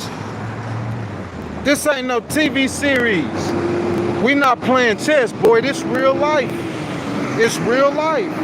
You understand me? And if you don't know what you're doing, you don't know what you're doing. There, you got 340 million Americans. I could turn this camera around. People everywhere. They depending on you as president to make the right decisions to better their lives. They depending on you to make good decisions, to make the right decision. The right decision was not to go to war with Iran. I don't see that. It might turn out to be. If you do not get the Strait open, if you do not get that nuclear dust, I don't see how you could say it. But we're going to talk about it tomorrow. Y'all, that's my time, man. I love each and every last one of y'all. I tell y'all that all the time. You know what I'm saying? I might love y'all, but I don't love y'all as much as I love that gorgeous young lady I seen earlier today. I hope there's a way that she could find Legal Wars Live. And that gorgeous Puerto Rican, Dominican young lady, I hope she could find Legal Wars Live, and I'll tell her I hate I couldn't buy you a cup of coffee, young lady. Hey, y'all, I'm a Christian though, man. That's real talk. You know what I'm saying? I believe that Christ is king, man. I've been a Christian for 8 years, man. You know what I'm saying? I grew up in church, went around the horn a few times. You know what I'm saying? Didn't get myself straight. Still had my feet and my toes in sin. You know what I'm saying? I know I'm not perfect. I know every last one of us, even after we become Christians, the Bible says if we sin. So that lets God's telling us that there's a chance that we will sin. The Bible says we have an advocate with the Father, Jesus Christ the righteous. You see what I'm saying? But even though I might not be perfect, I love Jesus. And that's what my faith in God and me asking Jesus to forgive me for my sins, me believing that Jesus suffered, bled, and died on the cross for my sins. He was buried and he rose again the third day, and all of that he did was to take my place, to pay my part. So when I stand before God, I could point to Jesus and say he paid the penalty for me. I deserve to go to hell for all of eternity. But Jesus paid the penalty for my sins. And that's how I'm a Christian. And I believe that and I live by that. I live that. I live by my faith. You know what I'm saying? I believe Christ is king, man. I believe that's what separates America from Israel and the Middle East. All of they could get along in the United States. You see what I'm saying? The Muslims, the Jews, and the Christians, all of the religions in America is peaceful. And I think that's because we live by the rules of Jesus Christ. Y'all, that's my time. Like I said, man, I love y'all. Tomorrow morning, 7 a.m. Eastern, right here. Legal Wars Live. I'll see y'all then, man. Christ is King, man. Y'all go enjoy the day, this beautiful day.